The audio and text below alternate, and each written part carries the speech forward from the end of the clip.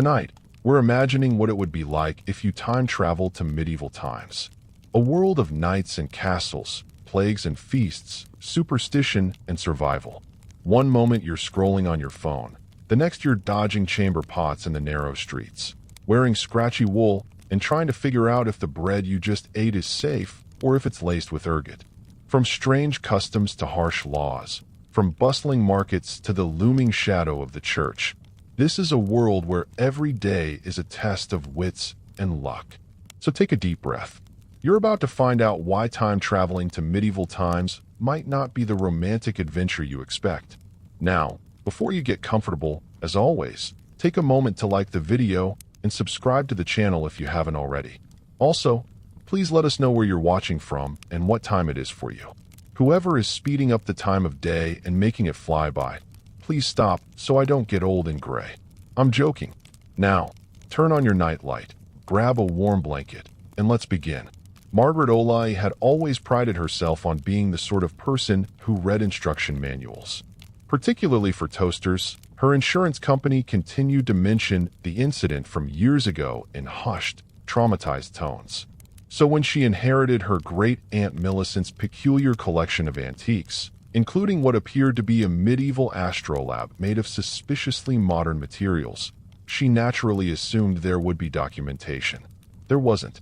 What there was tucked behind the device like a guilty afterthought was a post-it note reading, "Don't touch the blue bits when Mercury is in retrograde." Margaret, who possessed both a master's degree in library science and a healthy skepticism toward astrological nonsense, promptly touched the blue bits. It was Tuesday morning. She had already dealt with 3 passive-aggressive emails from her supervisor, and Mercury could frankly retrograde itself into the sun for all she cared. The astrolabe hummed. This was Margaret's first indication that perhaps great-aunt Millicent had been more eccentric than previously documented. The second indication was the way her kitchen began folding itself inside out like origami designed by a mathematician having an existential crisis. "Oh, bollocks," and Margaret and said, which were destined to be the last words spoken in her ranch-style home in suburban Ohio for approximately years. The world transformed into a pretzel infused with cosmic salt and offered itself to the universe, accompanied by temporal displacement. Margaret found herself lying face down in what smelled suspiciously like a combination of horses, unwashed humans, and regret. When she lifted her head, she discovered she was wearing a brown woolen dress that itched in places she didn't know could itch, and her sensible flats had been replaced by leather things that appeared to have been crafted by someone who had only heard footwear described secondhand. Around her, a medieval village conducted its morning business with the sort of casual chaos that suggested this was perfectly normal Tuesday behavior. A man chased a pig while shouting what Margaret assumed were medieval profanities. A woman emptied a chamber pot from a second-story window with the practiced aim of someone who had clearly done this before. Children played in the dirt with sticks, apparently finding the activity the height of entertainment. Margaret sat up slowly, her librarian instincts immediately cataloging the historical inconsistencies. The architecture was wrong for any specific period she could identify. The clothing was a mixture of styles spanning roughly 3 centuries. Was the man over there wearing what appeared to be a digital watch? "Is this your first time?" asked a voice behind her. Margaret turned to find a woman in her wearing robes that managed to look both authentically medieval and suspiciously well-tailored. Her smile was knowing, and her teeth were far too straight for someone living in the pre-dental era. "May I ask for your pardon?" Margaret asked, then immediately regretted it. In her experience, begging anyone's pardon in an unfamiliar situation typically led to complications. "Time travel," the woman clarified as if the solution were obvious. "You've got that look. You've recently realized that physics is more of a suggestion than a law. I'm Sister Agatha, formerly Dr. Agnes Whitmore of the Cambridge Medieval History Department, and you're clearly not from around here." Temporally speaking, Margaret stared. "This is impossible." "Oh, honey," Sister Agatha laughed, a sound that carried distinct notes of hysteria carefully controlled through years of practice. "Impossible was last Tuesday. This is just inconvenient. Come on, Let's get you oriented before the anachronism police show up. The what now? But Sister Agatha was already walking away, her robes swishing with the authority of someone who had learned to navigate both medieval politics and university bureaucracy. Margaret scrambled to follow, her new shoes making sounds like frustrated cats on the cobblestones. As they walked through the village, Margaret noticed more inconsistencies. A blacksmith hammered what looked suspiciously like a smartphone case. A merchant sold authentic medieval remedies from bottles that clearly bore modern safety seals. And everywhere people moved with the particular sort of resigned efficiency that Margaret recognized from her office environment. Right, Sister Agatha said, stopping outside what appeared to be a tavern with a sign reading the temporal refugee. Here's the situation. Welcome to Kronos Commons, the accidental dumping ground for temporal tourists, displaced individuals, and the generally temporally confused. We've got Romans, Victorians, a perplexed gentleman from who keeps asking about the location of the nearest Starbucks. And last week, we acquired a flapper from the S who has already revolutionized our cocktail menu. Margaret felt a familiar sensation that she usually associated with faculty meetings.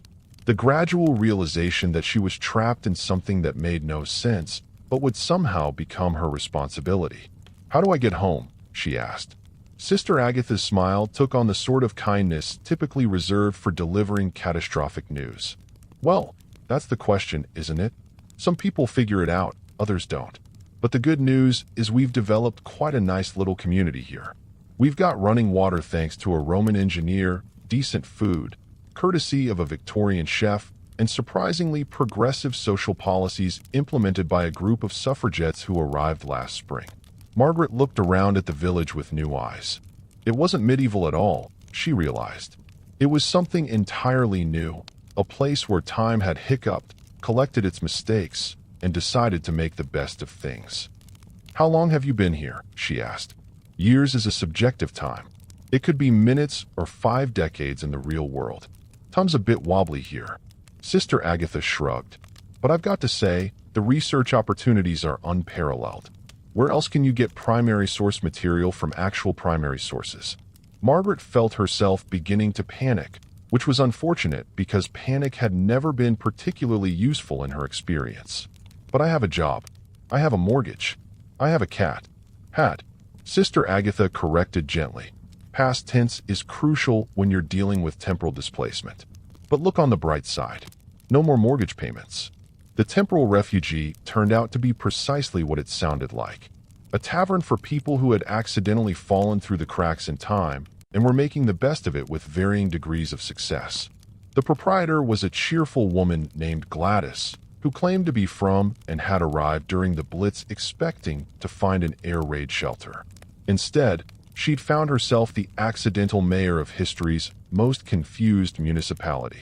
New arrival, Gladys announced as Sister Agatha led Margaret through the door.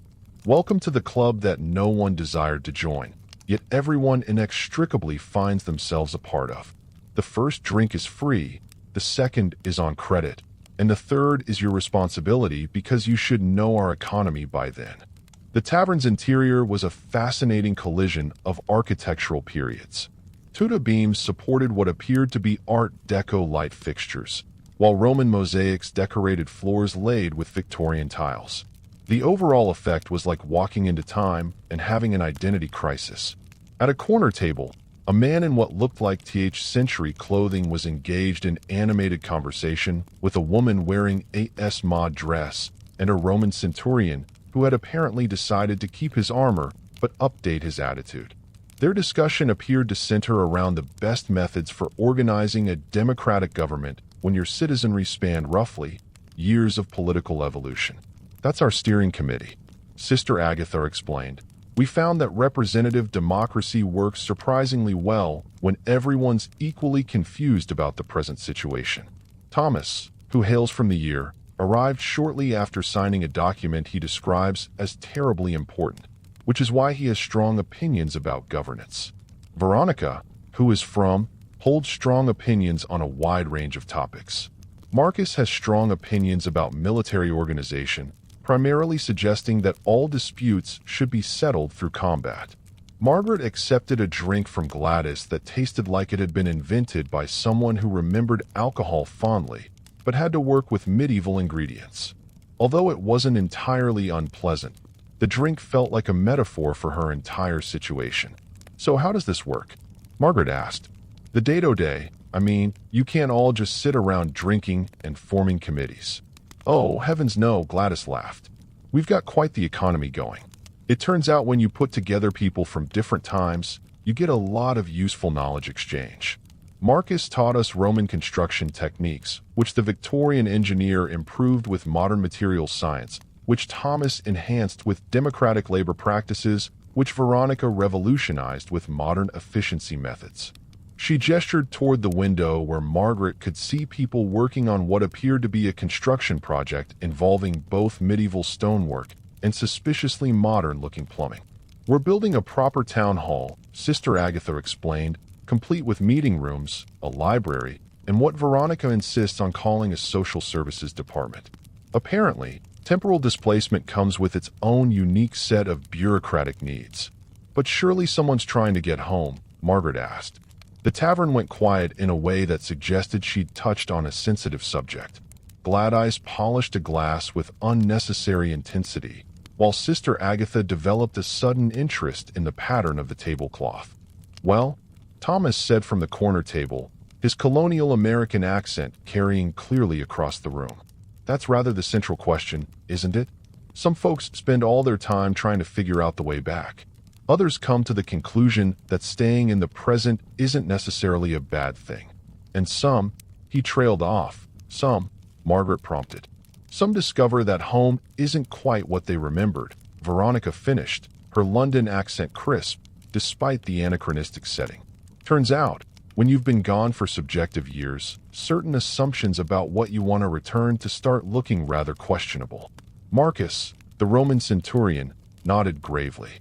"I was fleeing Gaul when I arrived here. The situation, which involved a superior officer's wife and a misunderstanding about Roman marriage customs, was rather embarrassing. Point is, going back would involve considerably more crucifixion than I'm comfortable with."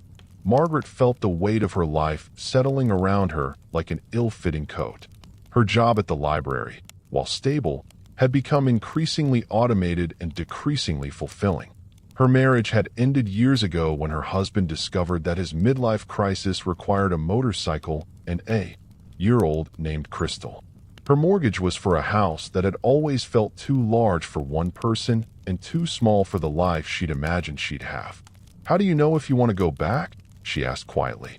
"That," said Sister Agatha, "is the question everyone asks, and nobody can answer for anyone else. But I will say this, in years here, I've published more original research than I did in years at Cambridge. It turns out that primary source material is much easier to obtain when your sources are sitting at the next table." Gladys set down her glass and leaned against the bar. "I've been thinking about that night in London when I ended up here. The sirens were going off, bombs were falling, and I was more terrified than I'd ever been in my life. But I was also more alive than I'd felt in years. Years had passed since my husband's death. My children had grown and left, and I was merely existing. You need me here. I'm building something. But don't you miss it?" Margaret asked. "Your real life." "This is my real life," Gladys said simply. "The other one was just what happened before I started living." The tavern door abruptly opened, suggesting either extreme urgency or poor door maintenance. A young man stumbled in wearing clothes that looked like a confused merger between medieval peasant wear and what Margaret was beginning to recognize as the standard-issue temporal refugee uniform. "Emergency committee meeting," he announced breathlessly. "We've got anachronism policing coming, and they're asking about unauthorized timeline modifications." The tavern erupted into organized and chaos. Thomas immediately began drafting what he called emergency protocols for democratic crisis management. Veronica started organizing people into what she termed efficiency groups. Marcus began discussing defensive strategies that involved words like phalanx and tactical retreat. "Anachronism police." Margaret asked Sister Agatha about the commotion. "Time travel's governing body," Sister Agatha explained grimly. "Consider them to be the universe's hall monitors. but with the authority to erase entire timelines if they think things have gotten too messy. They don't like places like this. Too many variables, too much potential for paradox. What do? Best case scenario, they relocate us to approved temporal zones. Worst case scenario, they decide we're too much of a risk. And Sister Agatha made a gesture that could be interpreted as either poof or obliteration. Margaret felt that familiar librarian instinct kicking in, the one that appeared whenever someone threatened to reorganize her carefully maintained systems without consulting her first. It was the same feeling she got when patrons tried to return books to the wrong shelves, or when her supervisor suggested improving efficiency through methods that would clearly make everything worse. Right? She said, surprising herself with her decisiveness. What actions are necessary? The emergency committee meeting took place in what Gladys optimistically called the community center, which was actually the tavern with the tables pushed together and everyone trying to look official, although half of them were drinking ale in the morning. Margaret found herself appointed as Secretary of Records, primarily because she was the only one present who knew what carbon paper was, and could also operate the hand-crank printing press that a Victorian gentleman named Nigel had constructed from memory and spare parts. Right then, Thomas said, calling the meeting to order with the sort of gravitas that suggested he'd had practice at this sort of thing. Jeremiah, report. Jeremiah, the young man who'd brought the news, stood up and consulted what appeared to be notes written on bark. 3 anachronism police officers arrived this morning via what looked like a temporal vortex disguised as a traveling merchant's wagon. They are staying at the inn and asking questions about unauthorized timeline modifications and dangerous temporal accumulations. Dangerous temporal accumulations, Sister Agatha repeated thoughtfully. That's what they call places like us. We have an excessive number of individuals from various eras residing in one place. We're apparently creating what they term chronological instability. Bollocks, said Veronica firmly. We're creating a chronological community. There's a difference. Marcus nodded approvingly. In Rome, we had a saying. When the bureaucrats arrive, hide the wine and sharpen the swords. We're not hiding wine or sharpening swords, Tom said quickly. We're civilized people having a civilized discussion about how to handle a bureaucratic situation through proper democratic channels. Have you met bureaucrats? Gladys asked dryly. In my experience, proper democratic channels work about as well for people in London during the Blitz as they do now.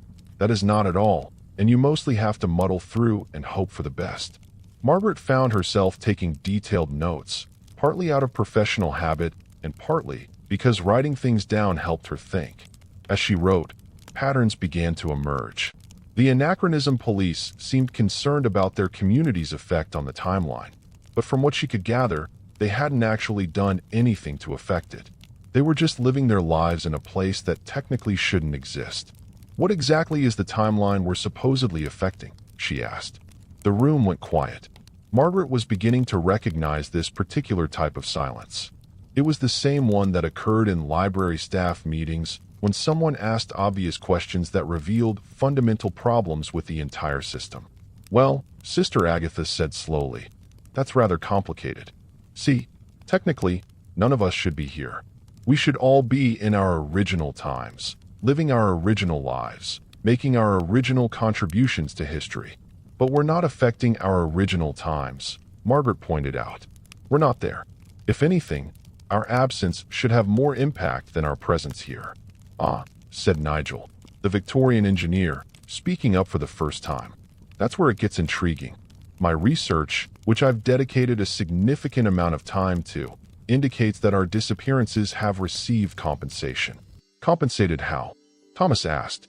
Replacements, Nigel said simply.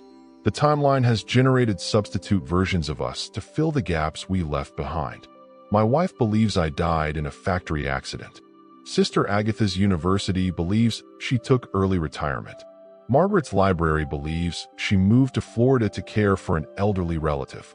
Margaret felt a chill that had nothing to do with the medieval heating system. So there's another version of me living my life. A timeline-generated approximation. Sister Agatha confirmed. Close enough to maintain continuity, but not actually. You think of it as temporal autocorrect. That's deeply unsettling, Margaret said. Welcome to time travel, Gladys said cheerfully. Nothing about it makes sense, and the more you think about it, the more you realize that sense was always overrated.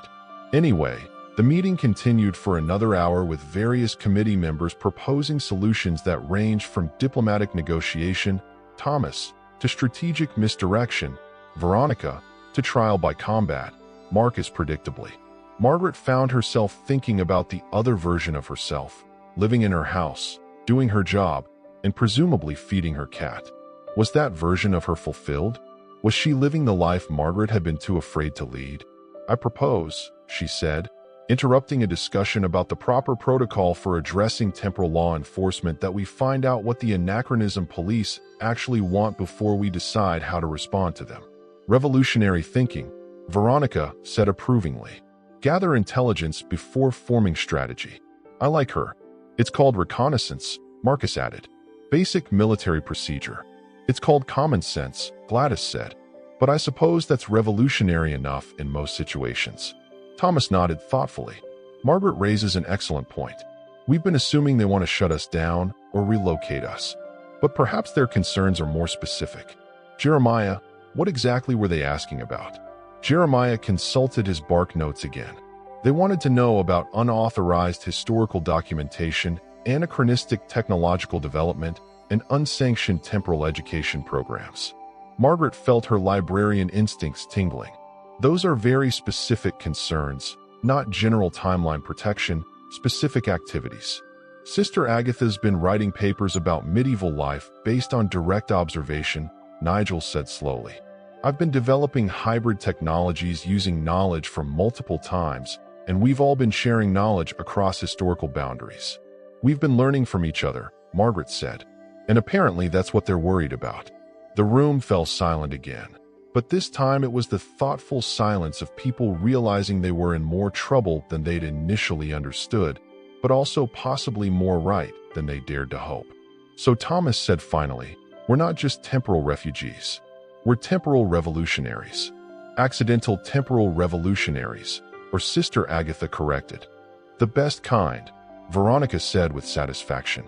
Nobody expects the accidental revolutionaries.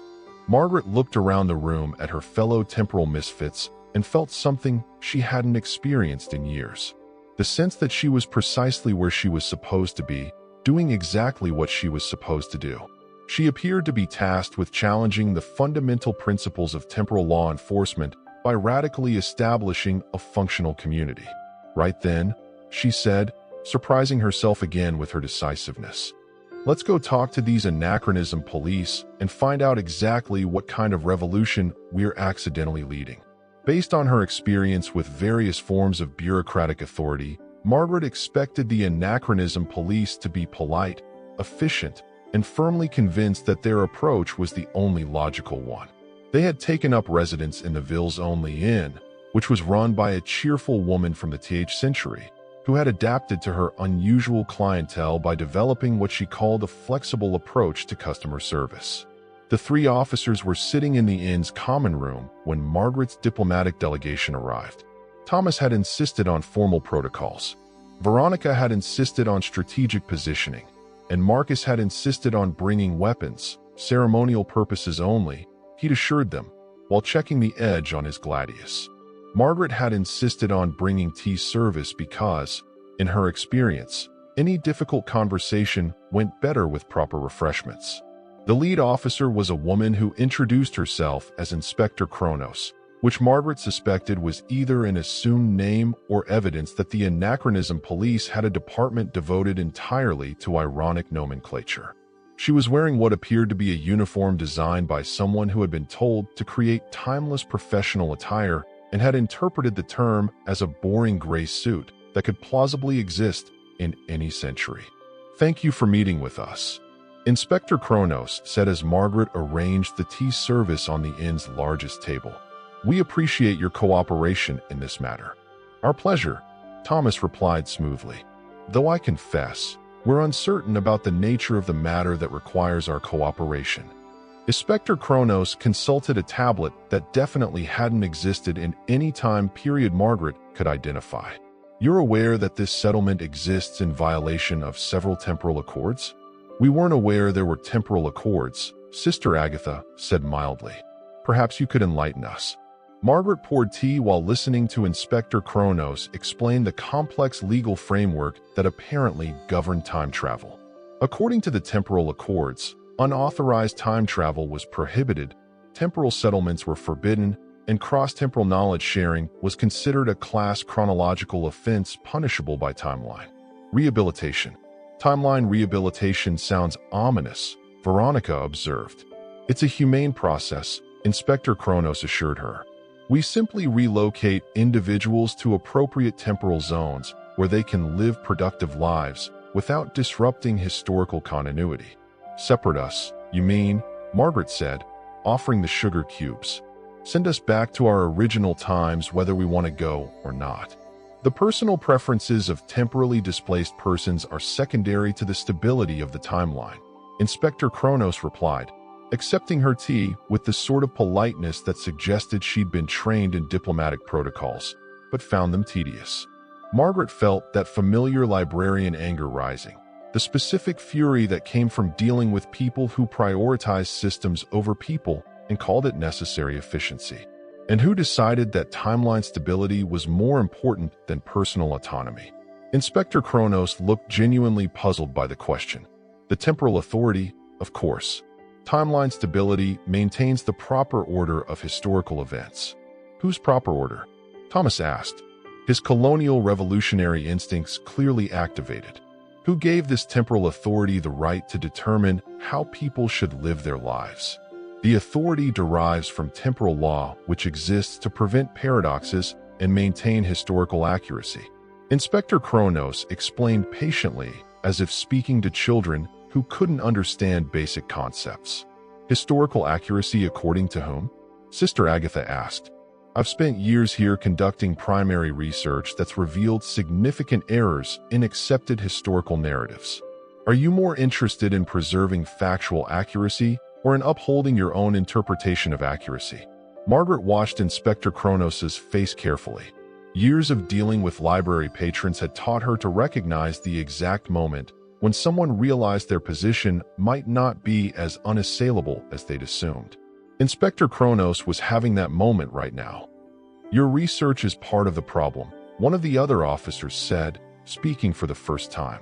You're creating unauthorized historical documentation that could alter scholarly understanding of past events. You mean it could improve scholarly understanding? Margaret said sweetly, refilling his teacup. Isn't that what research is supposed to do? Not when it disrupts established historical consensus, the officer replied. Established historical consensus has been wrong before, Veronica pointed out. I should know. I lived through the S, and the established historical consensus about that decade is almost entirely bollocks. Margaret could see that this conversation was heading toward the sort of philosophical impasse that typically resulted in either violence or very long meetings. In her experience, violence was messier, but often more efficient than meetings. However, both typically ended with someone feeling aggrieved and nothing actually resolved. Inspector Kronos, she said, interrupting what appeared to be the beginning of a lecture about the importance of historical stability. May I ask you a personal question? Inspector. Kronos looked wary. I suppose when did you last have a vacation?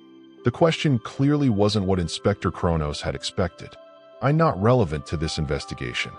Humor me, Margaret said, employing the same tone she used with particularly stubborn library patrons. When did you last take time off from work? Temporal authority agents don't take vacations, Inspector Kronos said stiffly. We have important work to do. Everyone needs time off, Margaret said gently. Otherwise, work becomes the only thing that gives life meaning, and that's not healthy for anyone. Trust me, I speak from experience. She gestured around the inn's common room where the afternoon light was streaming through windows that had been designed by someone from the th century, built by someone from ancient Rome, and decorated by someone from the S. The result was chaotic but somehow harmonious, like a visual representation of their entire community. This place works, she said. We have people from a dozen different times living together, sharing knowledge, building something new. We're not disrupting the timeline. We're creating something the timeline never had before, something beautiful. Unauthorized beauty is still unauthorized, Inspector Kronos said, but her voice lacked conviction. According to the temporal accords, yes, Margaret agreed. But have you considered that the temporal accords might be wrong? The silence that followed was different from the previous, uncomfortable silences. This silence was the result of someone who had blindly followed the rules for years, suddenly forced to question their logic. The accords exist for good reason, Inspector Kronos said finally. I'm sure they do, Thomas said diplomatically. But good reasons can become bad reasons if circumstances change. In my experience, the best laws are the ones that can adapt to new situations. What if, Sister Agatha suggested carefully, instead of shutting us down, you studied us? We could be a pilot program for controlled cross-temporal community development. Think of the research opportunities. Margaret could see Inspector Kronos wavering. Years of bureaucratic training were wearing with what appeared to be genuine curiosity and possibly the first intriguing conversation she'd had in decades. That would require authorization from the temporal authority, Inspector Kronos said slowly. Then let's get authorization, Margaret said briskly. I assume there's some sort of application process. Inspector Kronos stared at her. You want to apply for legal recognition as an experimental temporal community? Why not? Margaret shrugged. We're already here. We're already functioning. And apparently, we're already breaking the rules. Might as well break them officially. Applying for legal recognition as an experimental temporal community turned out to involve approximately different forms, each of which had to be filled out in triplicate using writing implements appropriate to the time period of the person filling them out. Margaret found herself wielding a quill pen for the first time in her life, while cursing whoever had decided that bureaucracy should be deliberately difficult. This is ridiculous, Veronica muttered, struggling with what appeared to be a form designed to assess cross-temporal cultural integration protocols. They want to know our policy for resolving conflicts between Roman law and Renaissance banking practices. We don't have conflicts between Roman law and Renaissance banking practices, Thomas pointed out, working his way through a form about democratic governance in multi-period communities with the sort of methodical precision that suggested he'd had experience with colonial paperwork. Exactly, Sister Agatha said. Marcus handles military justice. Nigel handles infrastructure disputes. You handle governance issues. And Gladys handles everything else because she's the only one who's actually good at managing people. Margaret looked up from Form B, justification for temporal cohabitation, and realized something important. They hadn't just accidentally created a community. They had accidentally created a functioning government. And not just any government, but one that actually worked because everyone involved was too confused and too practical to waste time on politics. We need to document this, she said suddenly. Document what? Inspector Kronos asked. She had remained at the inn to oversee the application process, but Margaret suspected that her primary reason for staying was her interest in their community, which she found far more engaging than her usual assignments. This is how we govern ourselves, Margaret explained, reaching for a fresh sheet of paper. If we're applying to be an experimental community, we need to show that our experiment actually produces results. Over the next several hours, Margaret found herself doing what she did best, organizing information. With input from the others, she documented their decision-making processes, their conflict resolution methods, their resource allocation systems, and their integration protocols. What emerged was a picture of a community that had organically developed solutions to problems that political scientists spent decades debating. This is extraordinary, Inspector Kronos said, reading over Margaret's documentation. You've created a functional multemporal democracy with built-in cultural sensitivity protocols and adaptive governance structures. We've muddled through, Gladys corrected, bringing them all another round of tea. We've made the best of it, just like anyone else who finds themselves in an unexpected situation. But that's precisely the point, Inspector Kronos said, excitement creeping into her voice for the first time since Margaret had met her. Most temporal displacement results in psychological trauma, cultural isolation, and eventual breakdown. You've created something that not only works, but actually enhances the lives of everyone involved. Margaret looked around the inn's common room, where their impromptu government session had attracted an audience of curious community members. Marcus was explaining Roman military organization to a group that included a Viking warrior, 2 medieval merchants, and what appeared to be a flapper who had arrived just that morning. Nigel was sketching engineering diagrams on a napkin while a Renaissance artist offered suggestions about aesthetic improvements. Thomas and Veronica were deep in discussion about the practical applications of democratic theory with a gentleman who claimed to be from the court of Louis XIII. "It works because we need it to work. Margaret said we can't go home, so we have to make this place home. And that means figuring out how to live together even when we come from entirely different worlds. The temporal authority should see this." Inspector Kronos said, "They've been trying to solve the problem of the temporal displacement for centuries, and you've accidentally discovered the solution." "What's the problem with temporal displacement?" Sister Agatha asked. "Displaced persons typically suffer from severe temporal culture shock," Inspector Kronos explained. "They can adapt to their new time, but they can't return to their original time either. Most end up in specialized care facilities or isolated temporal reservations." Margaret felt a chill. Temporal reservations?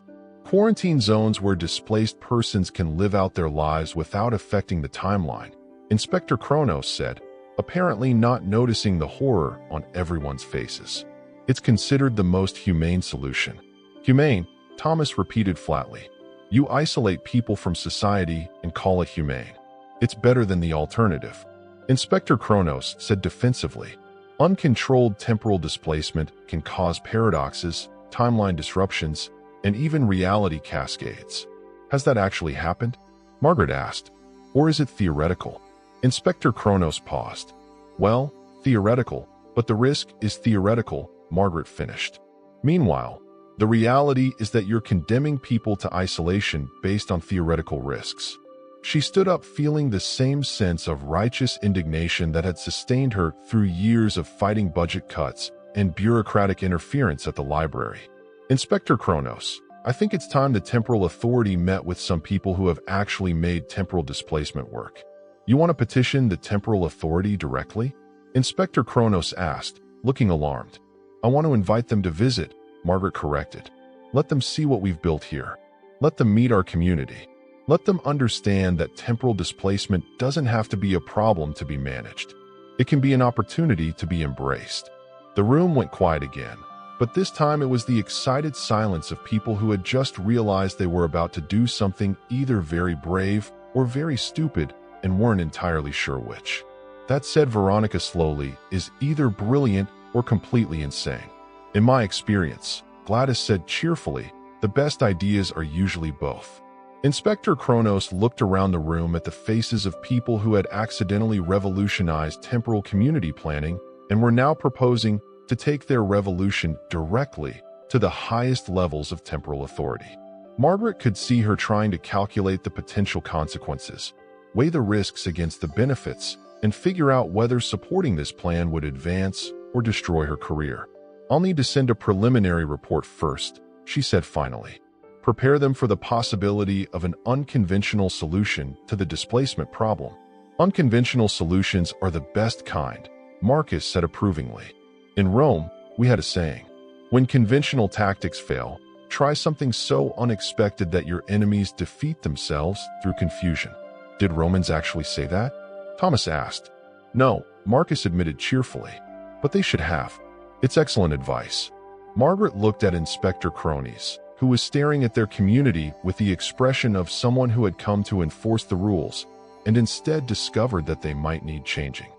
"Inspector," she said gently, "when did you last do something that made you excited about your work?" Inspector Kronos was quiet for a long moment. "I can't remember," she said finally. "Then maybe it's time to try something new," Margaret suggested. "Maybe it's time to help us show the temporal authority that some problems are actually opportunities in disguise." The temporal authority's response to Inspector Kronos' preliminary report arrived days later in the form of what appeared to be a medieval messenger who rode a horse that moved slightly too smoothly and cast no shadow. The message itself was written on parchment that looked authentic but felt like high-quality printer paper. and the ink had the peculiar property of remaining wet until someone read it, at which point it dried instantly. Margaret had become fascinated by these temporal inconsistencies. Everything about the temporal authority seemed designed to look period-appropriate while functioning with modern efficiency, as if they couldn't decide whether they wanted to blend in with history or transcend it entirely. "They're sending a delegation," Inspector Kronos announced, reading the message aloud to the assembled community.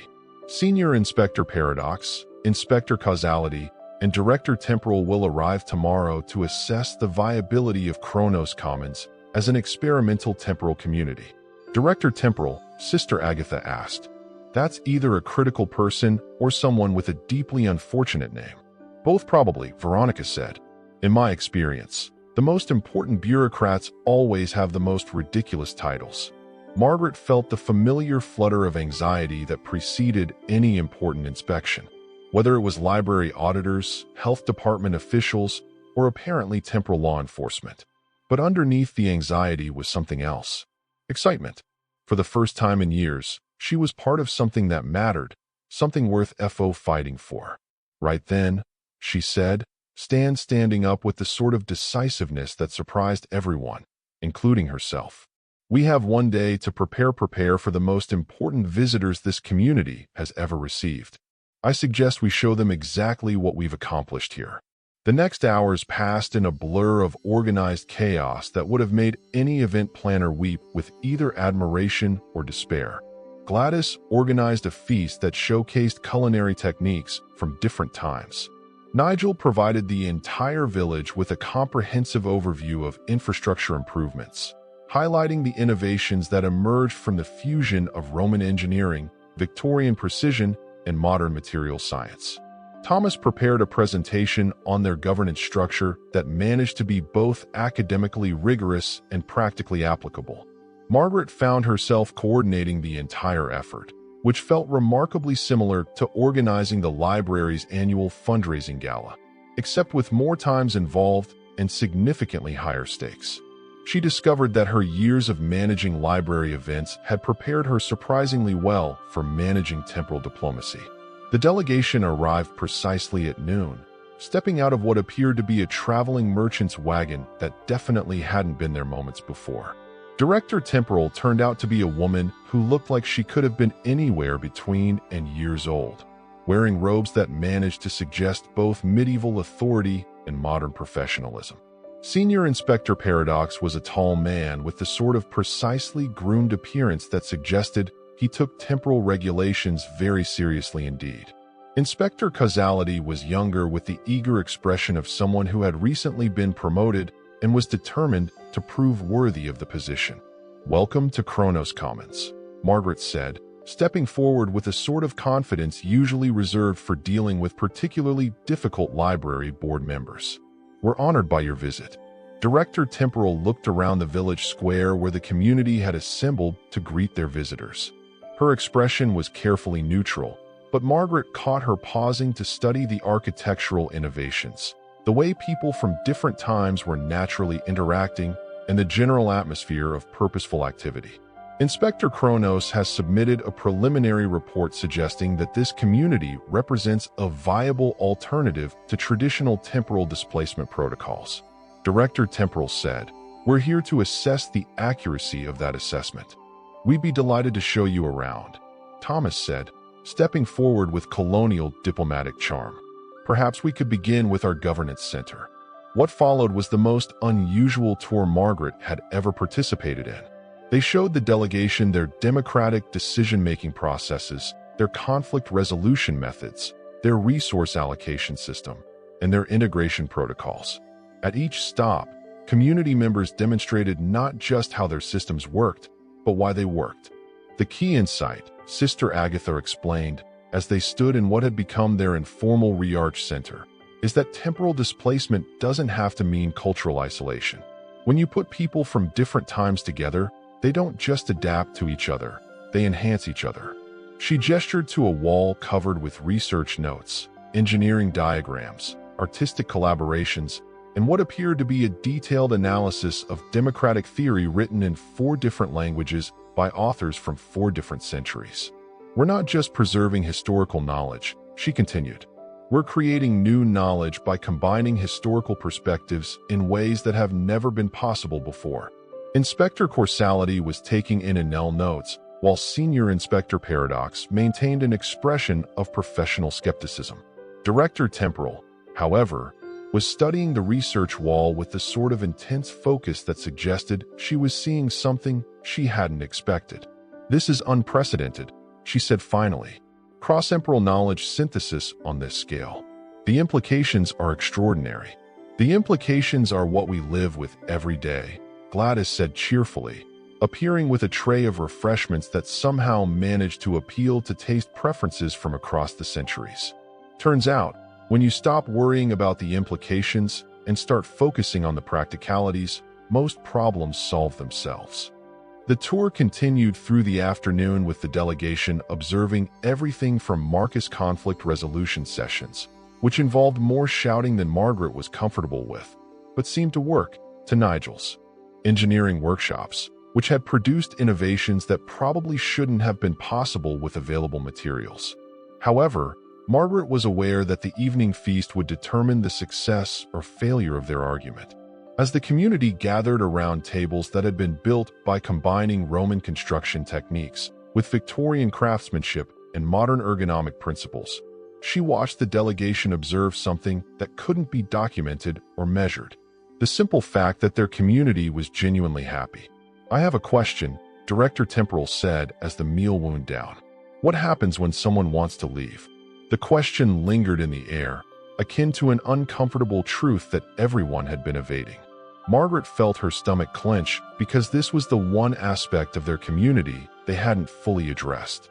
"Well," Thomas said slowly, "that's rather complicated. We haven't actually figured out how to leave, even if someone wanted to." "But would you?" Inspector Corrali asked. "Want to leave? I mean, if you could." Margaret looked around the table at faces that had become more familiar to her than her family. These people had become her colleagues, her friends, her chosen community in a way that her old life had never provided. "I think," she said carefully, "that's the wrong question. The right question is, would we want to go back to the lives we were living before we came here?" And the answer to that question, Director Temper asked. Margaret smiled. "Ask me tomorrow." The temporal authorities' decision came in the form of an official proclamation that somehow managed to be both bureaucratically precise and genuinely revolutionary. Kronos Commons was granted experimental status as the first authorized cross-temporal community development project with funding, legal recognition, and most importantly, official permission to continue existing. "Congratulations," Director Temporal said, presenting Margaret with a document that looked like a medieval charter but contained clauses about innovative temporal integration methodologies and sustainable anachronistic community planning. "You've accidentally solved a problem we've been working on for centuries." "We've accidentally solved several problems," Veronica corrected. "Temporal displacement, cross-cultural integration, sustainable community development, and Margaret's midlife crisis." Margaret laughed because it was true. Somewhere between organizing emergency committee meetings and negotiating with temporal bureaucrats, she had discovered that her midlife crisis hadn't been about her age or her circumstances. It had been about the fact that she hadn't been living a life that felt like her own. "So what happens now?" she asked. "Now," Director Temple said, "you become a model for other temporal displacement situations. We'll be sending observers, researchers, and probably a few more accidental time travelers your way. You're going to be busy." "We're already busy," Gladys pointed out. "But we're good at busy. Busy is what happens when you're doing something that matters." As the temporal authority delegation prepared to leave, Inspector Kronos approached Margaret privately. "I've submitted a request for reassignment," she said. "I'd like to stay here as a permanent liaison between the community and the authority." "Why do you want to be reassigned?" Margaret asked, though she suspected she knew the answer. "Because for the first time in decades, I'm engaged in work that feels significant," Inspector Kronos stated plainly. "And because someone needs to document what you're accomplishing here. Future temporal communities are going to need guidance, and you've already figured out most of the answers." Margaret nodded. "We'll need help with the paperwork anyway. Temporal bureaucracy is even more complicated than regular bureaucracy." That evening, as the community gathered for what had become their traditional end-of-day meeting, Margaret reflected on the strange journey that had brought her here. 6 months ago, she had been living a life that felt too small, too predictable, and too much like settling for less than she deserved. Now she was helping to pioneer a new form of human community that existed outside normal time and space. Any regrets? Sister Agatha asked, settling into the chair beside her. Margaret considered the question seriously. Did she miss her old life? Did she miss her house, her job, her routine? Or did she miss the person she had been when those things had felt like enough? I miss my cat, she said finally. Cats are adaptable. If he could see me now, he'd probably approve. He always thought I was capable of more than I believed. Cats are excellent judges of character, Thomas agreed. They see potential that humans often miss. Speaking of potential, Veronica said, what do we want to be when we grow up? Now that we're officially experimental, we get to decide what we're experimenting with. The question sparked the sort of enthusiastic discussion that Margaret had learned to associate with her new community. Ideas flew around the room like butterflies, establishing a university for cross-temporal studies, developing sustainable technologies that combine knowledge from multiple time periods, creating artistic collaborations that had never been possible before, and writing the definitive guides to temporal community planning. We could change how people think about time itself. Nigel suggested demonstrate that past, present, and future aren't separate things. They're different perspectives on the same human experience. We could revolutionize historical research, Sister Agatha added. Imagine what we could learn if historians could actually talk to the people they study. We could perfect democracy, or Thomas said with the enthusiasm of someone who had spent centuries thinking about political theory. Test different approaches with people who have lived under different systems. We could just keep being ourselves and see what happens, Gladys said pragmatically. In my experience, the best revolutions are the ones that happen naturally because people are living the lives they want to live. Margaret listened to the conversation swirl around her and felt something she had never experienced before. Complete certainty that she was precisely where she belonged, doing exactly what she was meant to do, with exactly the people she was meant to do it with. I have a proposal, she said, and the room quieted to listen. What if we stop defining ourselves and just become who we want to be? We're not just a temporal community or an experimental project or an accidental revolution. We're people who found each other across time and space and decided to build something beautiful together. That, said Marcus approvingly, is the sort of proposal that wins wars. Are we at war? Inspector Causality asked, looking alarmed. We're at war with the idea that people have to accept the lives they're given instead of creating the lives they want, Margaret said. We're at war with the notion that different is dangerous instead of wonderful. The belief that the future must mirror the past simply because it's the norm is what we're fighting against. Revolutionary wars are the best kind, Veronica said with satisfaction, especially when you win them by accident.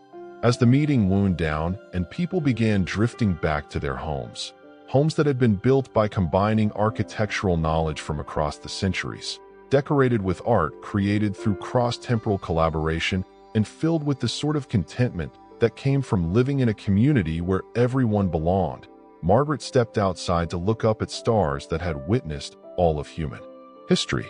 Tomorrow would bring new challenges, new visitors, and new opportunities to prove that the accidental experiment in temporal community building could work on a larger scale. There would be more paperwork, more bureaucracy, and more negotiations with authorities who still weren't entirely convinced that rules were meant to be broken. But tonight, Margaret was simply a woman who had accidentally time-raveled into the best life she had never imagined living, surrounded by friends she had never expected to make, working on projects that mattered in ways she was still discovering. She thought about the other version of herself, living in her old house, working at her old job, probably wondering why life felt so unsatisfying. Margaret had been awaiting approval to pursue her desired life. This Margaret had learned that sometimes the best thing you can do is stop waiting for permission and start creating the life you deserve. The stars looked exactly the same as they had in her time, which somehow made everything else feel possible. Time was more flexible than anyone had imagined. Community was more important than anyone had realized. And revolution could happen accidentally when people simply decided to treat each other with kindness and respect across the barriers that were supposed to divide them. Margaret smiled and went inside to help Gladys plan tomorrow's menu because even accidental revolutionaries had to eat, and someone needed to coordinate the logistics of changing the world one shared meal at a time.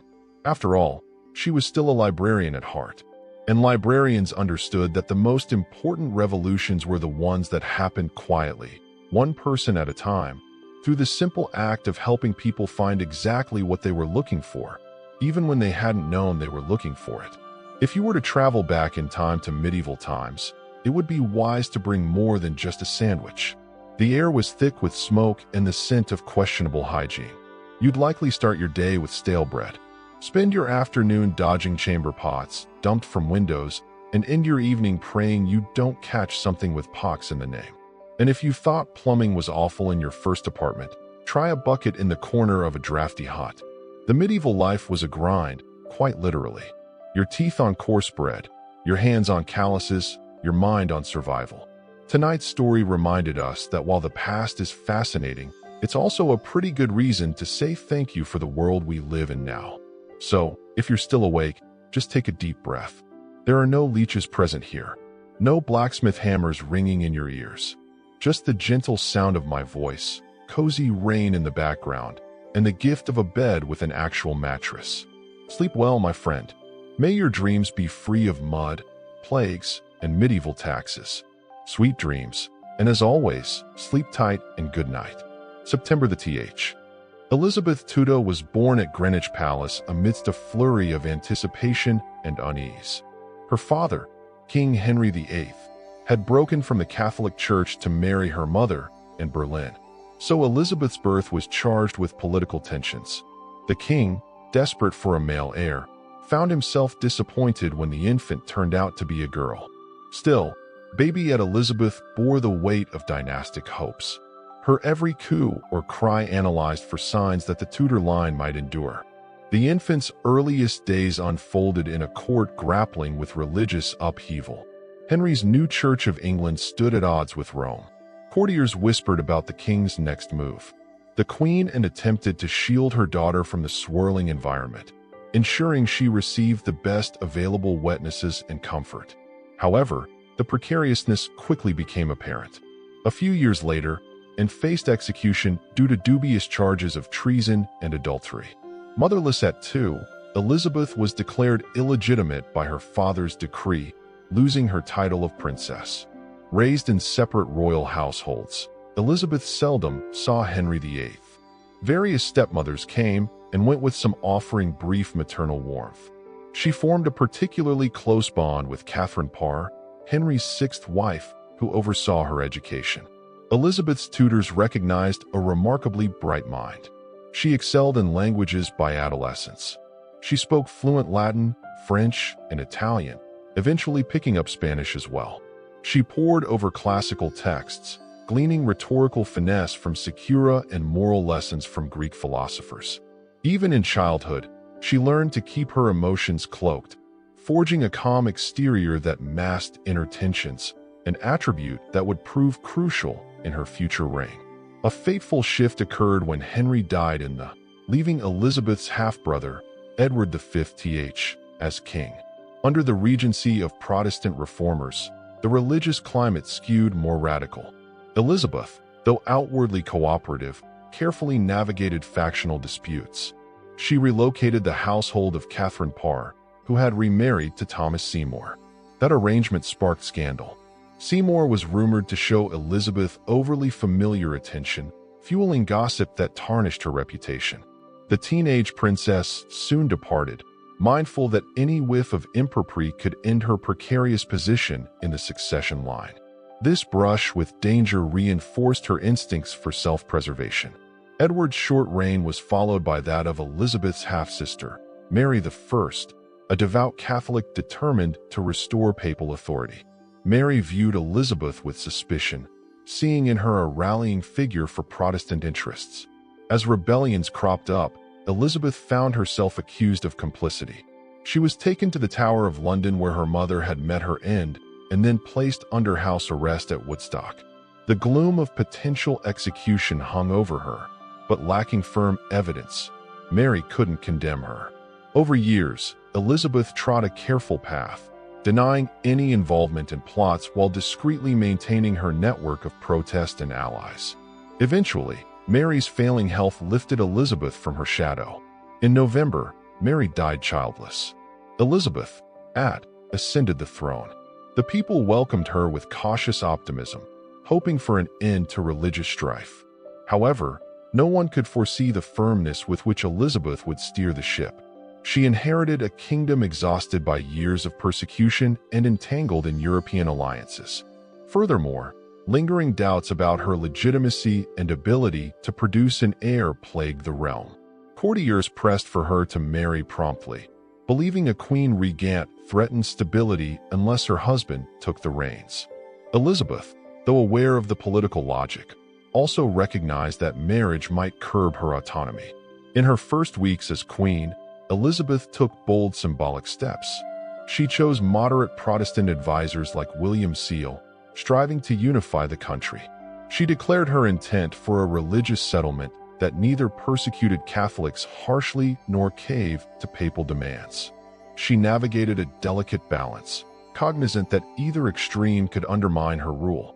She moved her court to Whitehall, re-establishing routine ceremonial events that signaled the monarchy's continuity. Observers described her as poised with sharp eyes that hinted at an agile strategic mind. The once exiled princess stood now at the center of power, forging a monarchy that would come to define an era. Thus, the stage was set for a pivotal chapter in English history.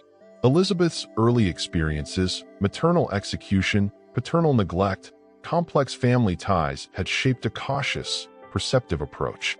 She had learned to conceal personal feelings behind a stately demeanor.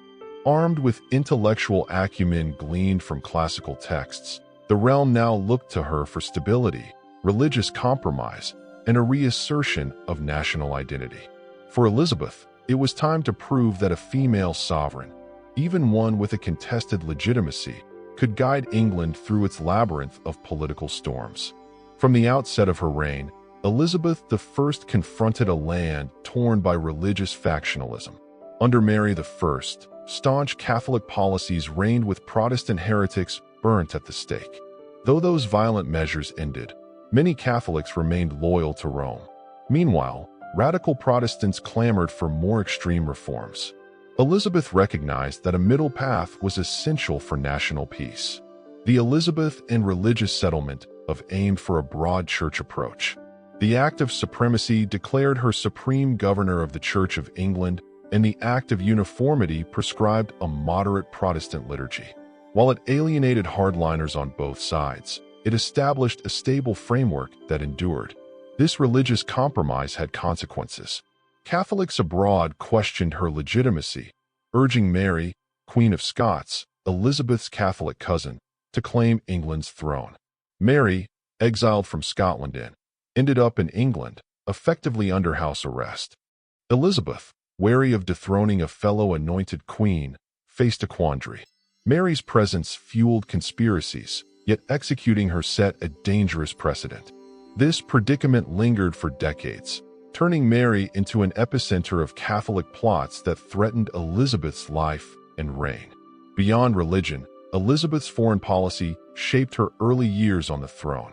England was militarily weak, overshadowed by Spanish might. The Queen needed alliances, but hated entangling treaties that might compromise her independence. She courted suitors from across Europe. France's Duke of Anjou, Austria's Archduke Charles, using marriage negotiations as diplomatic chess moves. Each negotiation offered short-term benefits, but she consistently evaded an actual wedding. By keeping her hand in marriage available, Elizabeth dissuaded certain powers from aggression, hoping for eventual union. The saga of the Virgin Queen was as much political strategy as personal inclination. Economically, Elizabeth inherited a treasury battered by wars. Her ministers, notably William Seal, Lord Burghley, instituted reforms, curbing inflation and streamlining revenue collection. They supported maritime ventures, encouraging sea captains like Francis Drake to harass Spanish shipping and seize treasure. Such semi-official privateering enriched royal coffers and stoked Spanish hostility, culminating in deeper rivalries. Meanwhile, domestic industry, woolen cloth, for instance, expanded, aided by the stable environment Elizabeth's government fostered. As for the Queen herself, the court recognized her keen intellect and formidable will. She cherished erudition, employing multiple secretaries to handle a constant influx of diplomatic dispatches. Fluent in French and adept in Latin, she occasionally scribbled notes in Italian or Spanish. She reveled in masques and pageants, endorsing the arts to glorify her monarchy.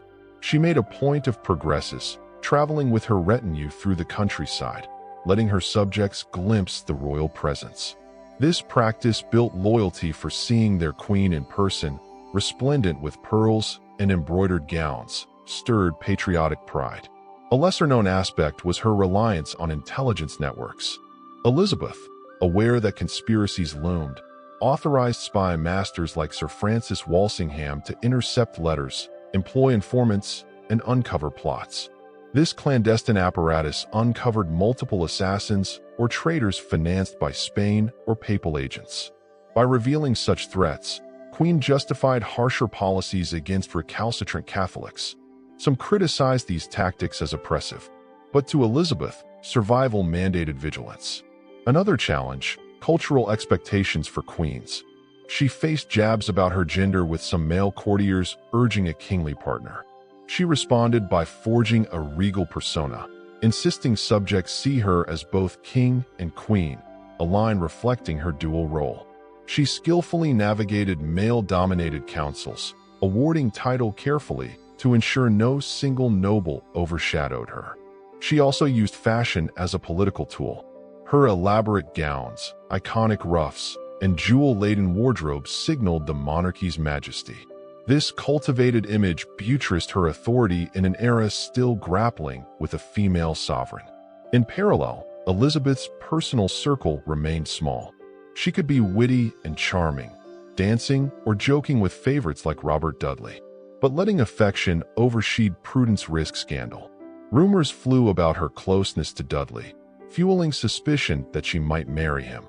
The potential controversy was immense given Dudley's questionable reputation. In the end, Elizabeth never wed.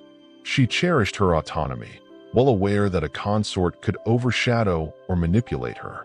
The choice drew bafflement from foreign courts, but domestically it enhanced her mystique. The virgin queen identity solidified, spurring propaganda that cast her as wedded to the realm itself. Elizabeth's early reign involved balancing various tasks, such as forging a delicate religious settlement, spurring economic growth, outmaneuvering suitor entanglements, and stamping out plots. She skillfully used image and ceremony to unify the realm. Though critics lurked, her government's stability rested on an ongoing dance with foreign powers and internal factions. Despite the swirling tensions, Elizabeth projected calm confidence, forging a national identity that recognized the Queen's central role. Her mid-RA would bring graver trials, culminating in decisive conflicts that tested the mettle of both monarch and kingdom.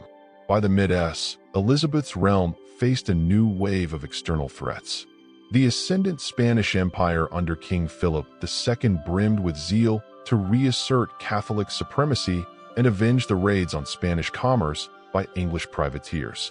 Religious tensions spiked further after the Pope excommunicated Elizabeth, effectively urging Catholic monarchs to depose her. In response, the Queen's advisors realized that war with Spain was no longer a distant possibility, but a near inevitability. They bolstered the navy, encouraging shipbuilders to refine vessels for speed and maneuverability. Commanders like Drake refined hit-and-run tactics designed to hamper Spain's massive slower galleons. Additionally, the Mary Queen of Scots' dilemma reached a climactic stage. She had been implicated in multiple plots culminating in the infamous Babington plot, of which aimed to assassinate Elizabeth and seat Mary on the throne. Caught with incriminating letters, Mary was tried for treason. Elizabeth agonized over signing Mary's death warrant. The thought of executing an anointed queen offended her sense of divine order. The council pressed her that Mary's continued survival endangered national security. Reluctantly, Elizabeth signed Mary was beheaded in an act that scandalized Catholic Europe. Elizabeth feigned dismay at the news of Mary's actual execution, chastising ministers for carrying out the sentence too hastily. The sincerity of her regret remains debated. This event further incensed Spain, and soon word came that Philip II was assembling an invincible armada. In that formidable fleet sailed for the English Channel, intending to rendezvous with forces in the Low Countries and deliver an invasion. England braced for catastrophe. Elizabeth visited her troops at Tilbury, clad in armor, delivering a rousing speech about having the heart and stomach of a king. That rallying cry, though perhaps embroidered in subsequent retellings, captured the national mood. The English Navy engaged the Armada in a series of skirmishes, employing fire ships to see out chaos. Stormy weather and miscalculation forced the Spanish to scatter around the northern coasts, suffering devastating losses. The triumph at sea became a cornerstone of Elizabeth's legend. Though historians note the fortune of unseasonable gales played as large a role as strategic brilliance buoyed by victory. Elizabeth's popularity soared. Poets extolled her as a goddess presiding over a fortuitous age. London's population boomed. Commerce thrived in relative security. Courtiers staged elaborate masques celebrating Gloriana, a moniker borrowed from Edmund Spenser's allegorical poem, The Faerie Queene. This cult of Elizabeth with pageantry and stylized iconography shaped a golden aura around her monarchy. She bestowed knighthoods on naval heroes like Drake, though she never turned them into unstoppable political rivals. Indeed, part of her genius lay in praising men just enough to secure their loyalty, but not so extravagantly as to overshadow her own regal glow. Yet, cracks surfaced. The war with Spain dragged on sporadically. English expeditions to support Protestant rebels in the Netherlands or to raid Spanish ports often ended in fiascos, draining resources. The Queen's earlier frugality turned to reluctance about fully funding new campaigns, prompting friction with bold but cash-strapped commanders. Some younger courtiers like the Earl of Essex were impatient with Elizabeth's measured approach. Essex attempted to replicate despite Drake's glories. He led half-baked military foray and returned with meager spoils. Tensions between the old queen and these ambitious youths escalated, culminating in the Essex Rebellion, of where he tried a coup. She crushed it swiftly, and Essex was executed. As Elizabeth aged, her once intimate circle diminished. Longtime advisors such as William Seal passed away, and favored courtiers either died or fell out of favor. The Queen, famous for her fine dresses and elaborate wigs, now faced a more solitary existence. Gossip about her vanity circulated. She insisted on controlling her image, refusing to appear as a frail matron. She demanded loyalty from ladies-in-waiting, scolding them if they dared overshadow her attire or conversation. Although the realm viewed her as Gloriana, she struggled to maintain a mythic aura behind closed doors diplomatically. The final years of her reign saw a cooling of tension with Spain, not via a formal peace, but through mutual exhaustion. The impetus for large armadas had waned, with Spain focusing on European entanglements. England, for its part, lacked the finances to continue heavy engagements. Meanwhile, the seeds of colonial expansion were sown. English seafarers eyed North America, establishing fledgling outposts. The concept of an overseas empire was embryonic but emerging. Thus, approaching the turn of the century, Elizabeth presided over a stable yet evolving monarchy. She had defied invasion, faced down conspiracies, and reigned as an iconic figure admired across Europe. But the question of succession remained. Unmarried and childless, she had never named an heir. The matter loomed, spurring subtle negotiations as different claimants circled. This final stretch of her reign tested whether the Tudorine's magic could endure beyond her mortal presence, or if it would seamlessly transition to a new dynasty. By the twilight of her reign, Elizabeth I found herself contending with the question that had dogged her for decades: who would follow her upon the throne?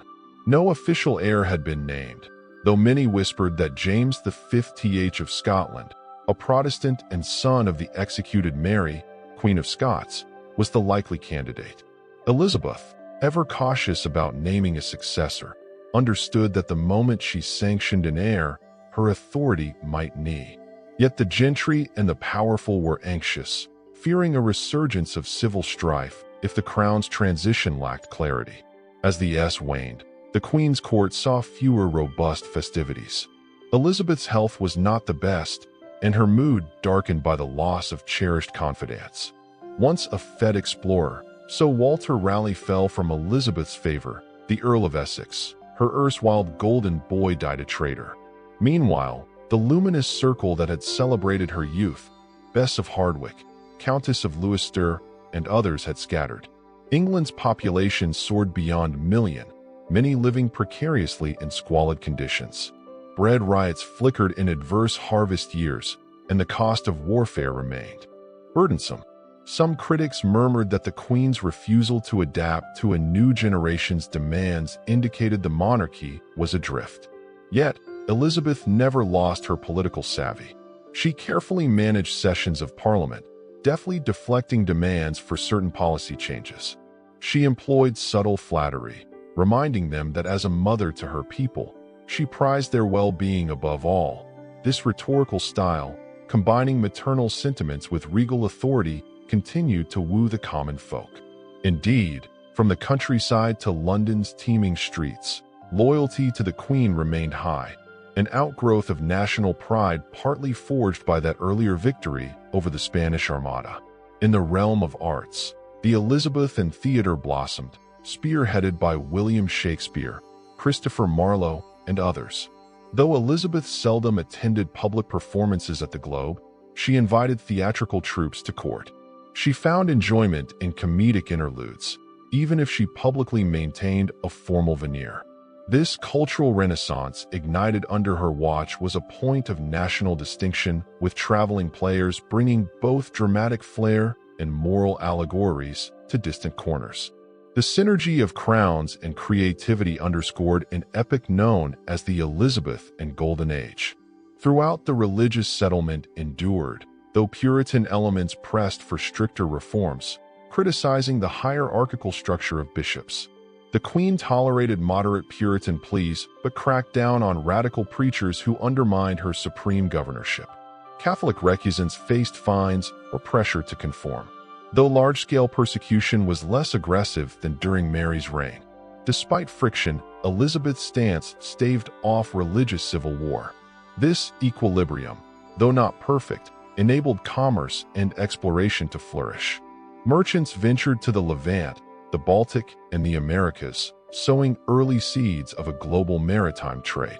In the final few months of her life, Elizabeth retreated to Richmond Palace. She was increasingly frail, refusing medical interventions that seemed invasive. Court rumors multiplied. The Queen's mind was drifting.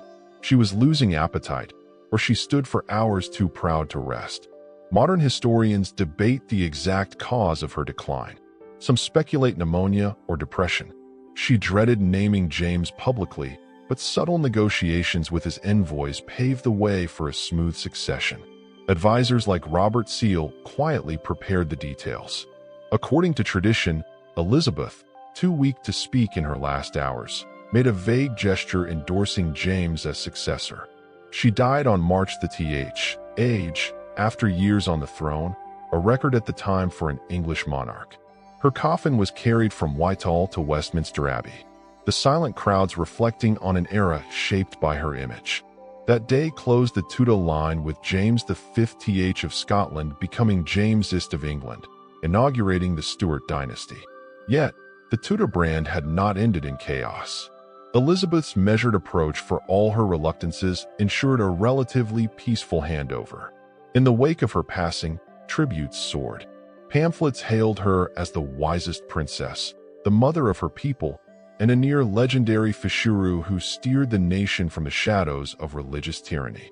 The wave of national mourning overshadowed her shortcomings, which included excessive favoritism, suspicion of rivals, and stifling certain freedoms. Over the next centuries, historians would reinterpret her story, dissecting the illusions of the Virgin Queen narrative, acknowledging her harsh treatment of dissenters, yet marveling at her capacity to wield authority in a fiercely patriarchal world. The stage was set for the transition from Tudor to Stuart, and though overshadowed by the next monarchy's own tensions, Elizabeth's reign retained a special glow in England's collective memory. An epic where a single woman's will shape destiny. Immediately after Elizabeth's death, a swirl of legacies confronted the English.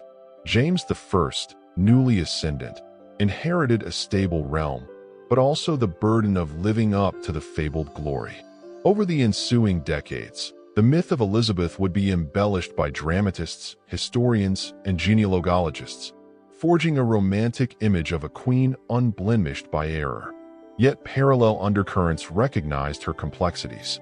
Among the common folk, stories abounded of her witty repartee, her skill in navigating suitors, and the spectacle of her court. In the Catholic diaspora, she was demonized as a heretic who had executed Mary, Queen of Scots. This ideological tug-of-war shaped how Europe at large recalled her reign. During the th century, English authors occasionally staged plays referencing Elizabeth and glories to critique or praise current rulers. The Elizabeth and Age label took hold, conjuring a golden past full of maritime exploits and cultural refinement. Meanwhile, Puritan writers viewed the Queen more critically, noting that her religious compromise left them yearning for a more thorough reformation. Some pamphleteers portrayed her as a cunning politician adept at double-dealing among Europe's Catholic powers. Over time, these multiple vantage points consolidated into a layered portrait. In the th and th centuries, national pride soared, fueling revivalist interest in the Tudor. Elizabeth's image was molded by Victorian taste, emphasizing her unmarried status as a demonstration of moral fortitude. Painters depicted her in elaborate ruffs, overshadowing any mention of the day-to-day hardships endured by her subjects. She became an icon of English independence, especially when the British Empire sought parallels between the forging of a national identity under Elizabeth and contemporary empire building. The Armada triumph narrative overshadowed the fact that storms aided English success. Her issues with Mary, Queen of Scots, became fodder for tragic romanticism, focusing on courtly betrayals and heartbreak. This romanticization sometimes neglected the Queen's shrewd, often ruthless governance. Scholars of the th century took a more critical lens. They delved into archival documents to unearth how Elizabeth's intelligence network operated, how her finances were managed, and how propaganda shaped public perception. They passed the famed golden speech of analyzing the rhetorical strategies she used to quell a restless parliament. The more historians explored, the clearer it became that her success hinged on forging an image that balanced motherly affection with regal severity, ensuring subjects revered rather than resented her. Scholars recognize the notion of the cult of Elizabeth with its orchestrated pageantry as an early form of state PR. From the perspective of women's history, Elizabeth's significance soared. She defied the misogynistic assumptions of her era, refusing to cede authority to a husband or to male advisors. That independence, though hard-won, showcased the potency a female ruler could wield in a male-dominated society. Yet the same narrative acknowledges she was no radical feminist. She often leveraged stereotypes of female frailty or used her womanly nature strategically in negotiations. Thus, her complex relationship with gender roles remains a topic of ongoing debate. Archaeological digs at palaces and old estates uncovered physical traces of her travels like ephemeral scaffolds for pageants or remains of feasting halls. These glimpses illustrate the vast logistical machine behind each royal progress. The Queen might arrive with hundreds of courtiers and servants, imposing a heavy burden on local nobility hosting the entourage. Yet, from a political standpoint, these visits effectively reaffirmed the monkey's presence across the realm. Over and over, Elizabeth used personal displays to connect with communities. In cultural memory, Items such as the Tudor rose, elaborate state portraits by painters like Nicholas Hillard, or references to the Virgin Queen remain in the public imagination. Filmmakers in the TH and SD centuries capitalized on this allure, producing adaptations that frame Elizabeth's story with romance and triumph. Some films portray her as near saintly. Others highlight her paranoia or the brutality of her crackdown on perceived threats. The continuing fascination underscores how she embodies a transitional moment in Europe where medieval structures gave way to early modern states, with new forms of diplomacy, espionage, and ideology all converging. Thus, centuries removed from her actual reign, Elizabeth I stands as both a symbol of national identity and a figure whose complexities resonate with present debates. The interplay of female leadership, religious diversity, personal freedom, and the power of constructed image. Re-evaluating her life reveals how skillful governance can stabilize a frivolous kingdom, even if it requires navigating a delicate balance between tolerance and coercion. The conversation around Elizabeth remains dynamic, shaped by each generation's vantage on monarchy, gender, and the cost of maintaining a carefully wrought facade of unity.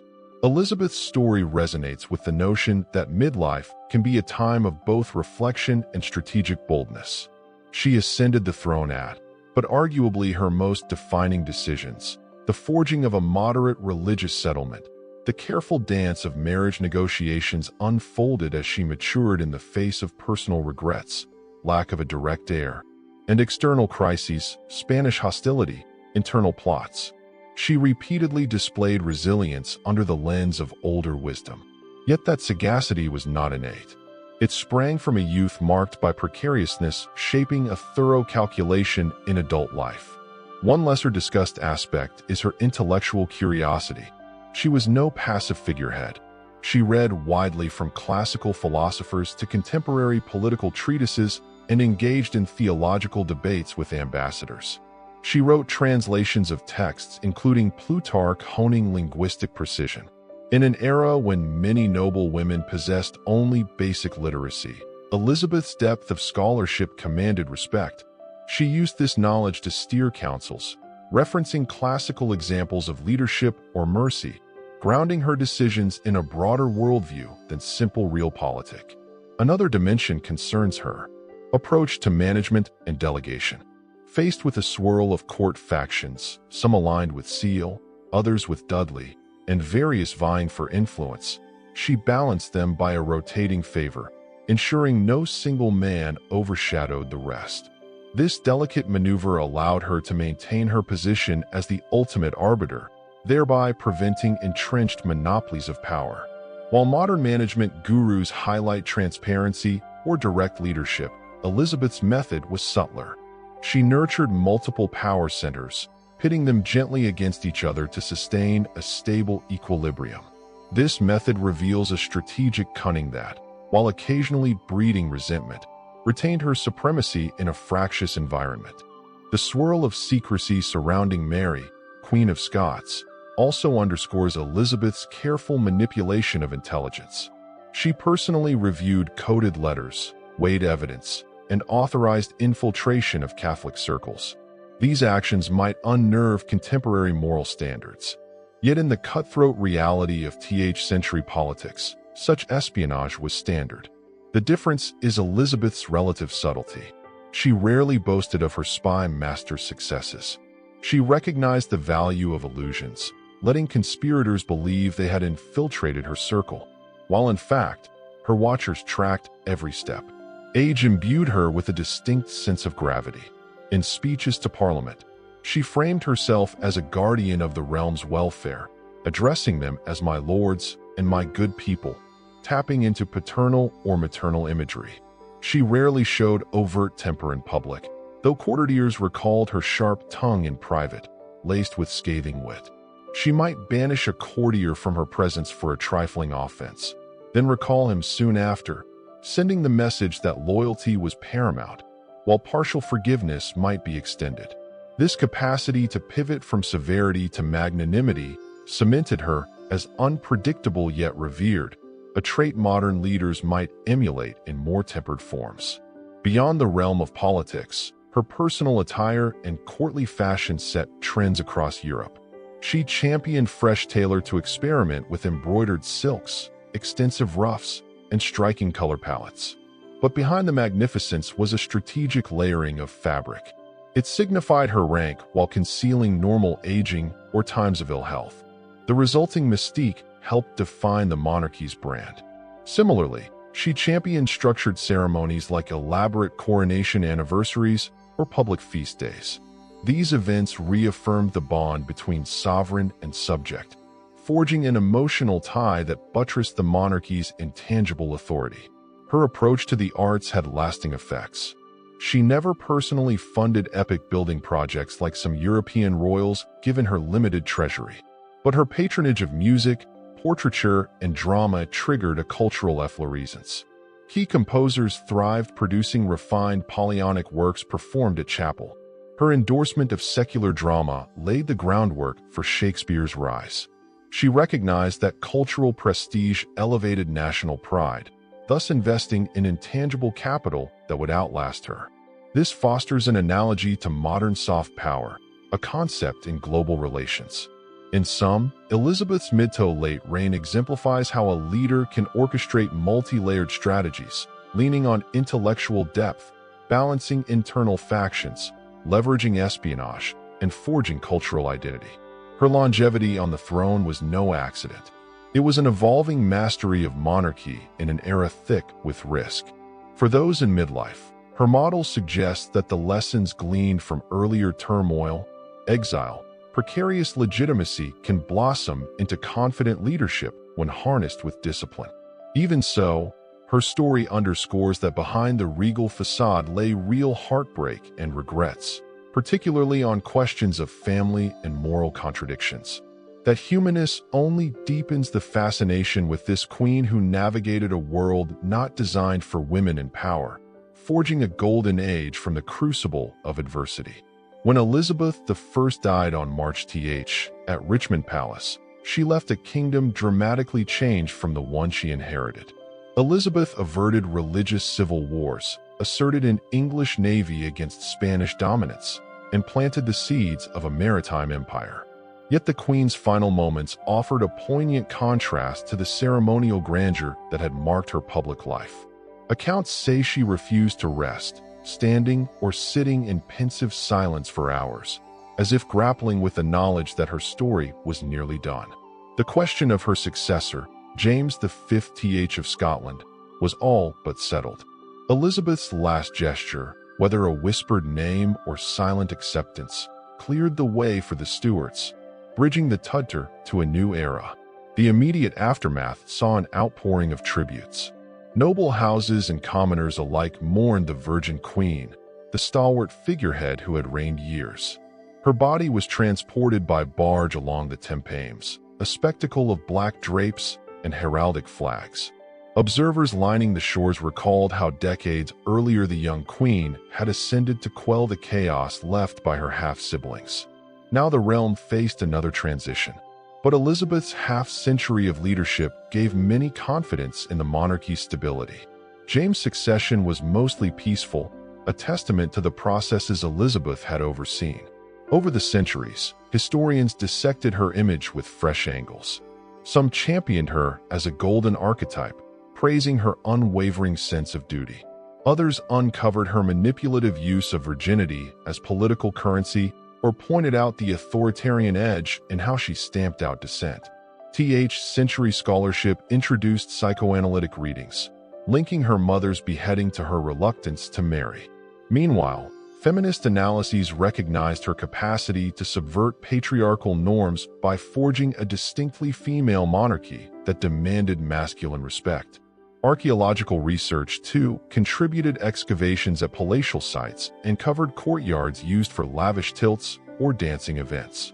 Fragments of decorative tile bearing Tudor roses. Art restorations revealed how state portraits were retouched to remove wrinkles or human imperfections, reinforcing her iconic aura. The evolution of her visual propaganda parallels modern brand management. illustrating how monarchy leveraged illusions to maintain public fascination. Elizabeth's era, characterized by Drake's circumnavigation, Shakespeare's stage, and an assertive national identity, evoked a deep sense of nostalgia among everyday English folk. Actual living conditions for peasants remained harsh, but the sense of belonging to an up-and-coming realm soared. Elizabeth harnessed that pride to unify a land threatened by continental powers.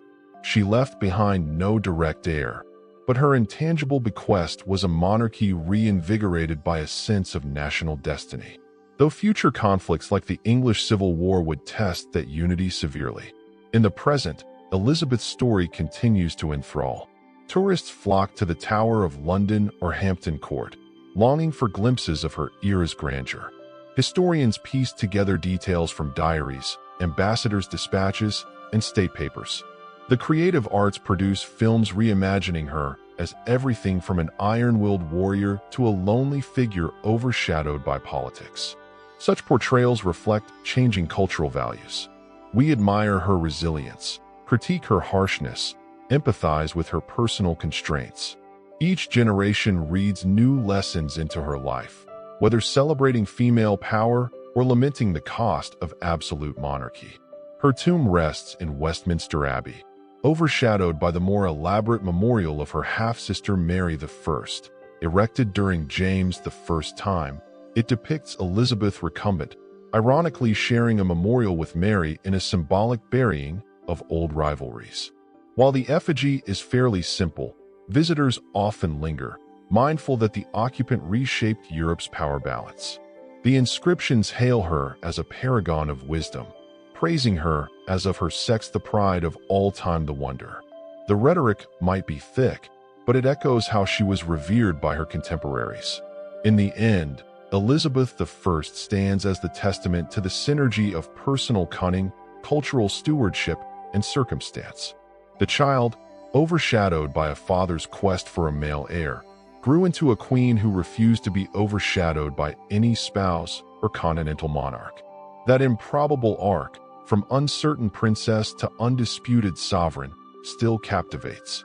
Her life underscores that leadership is rarely straightforward.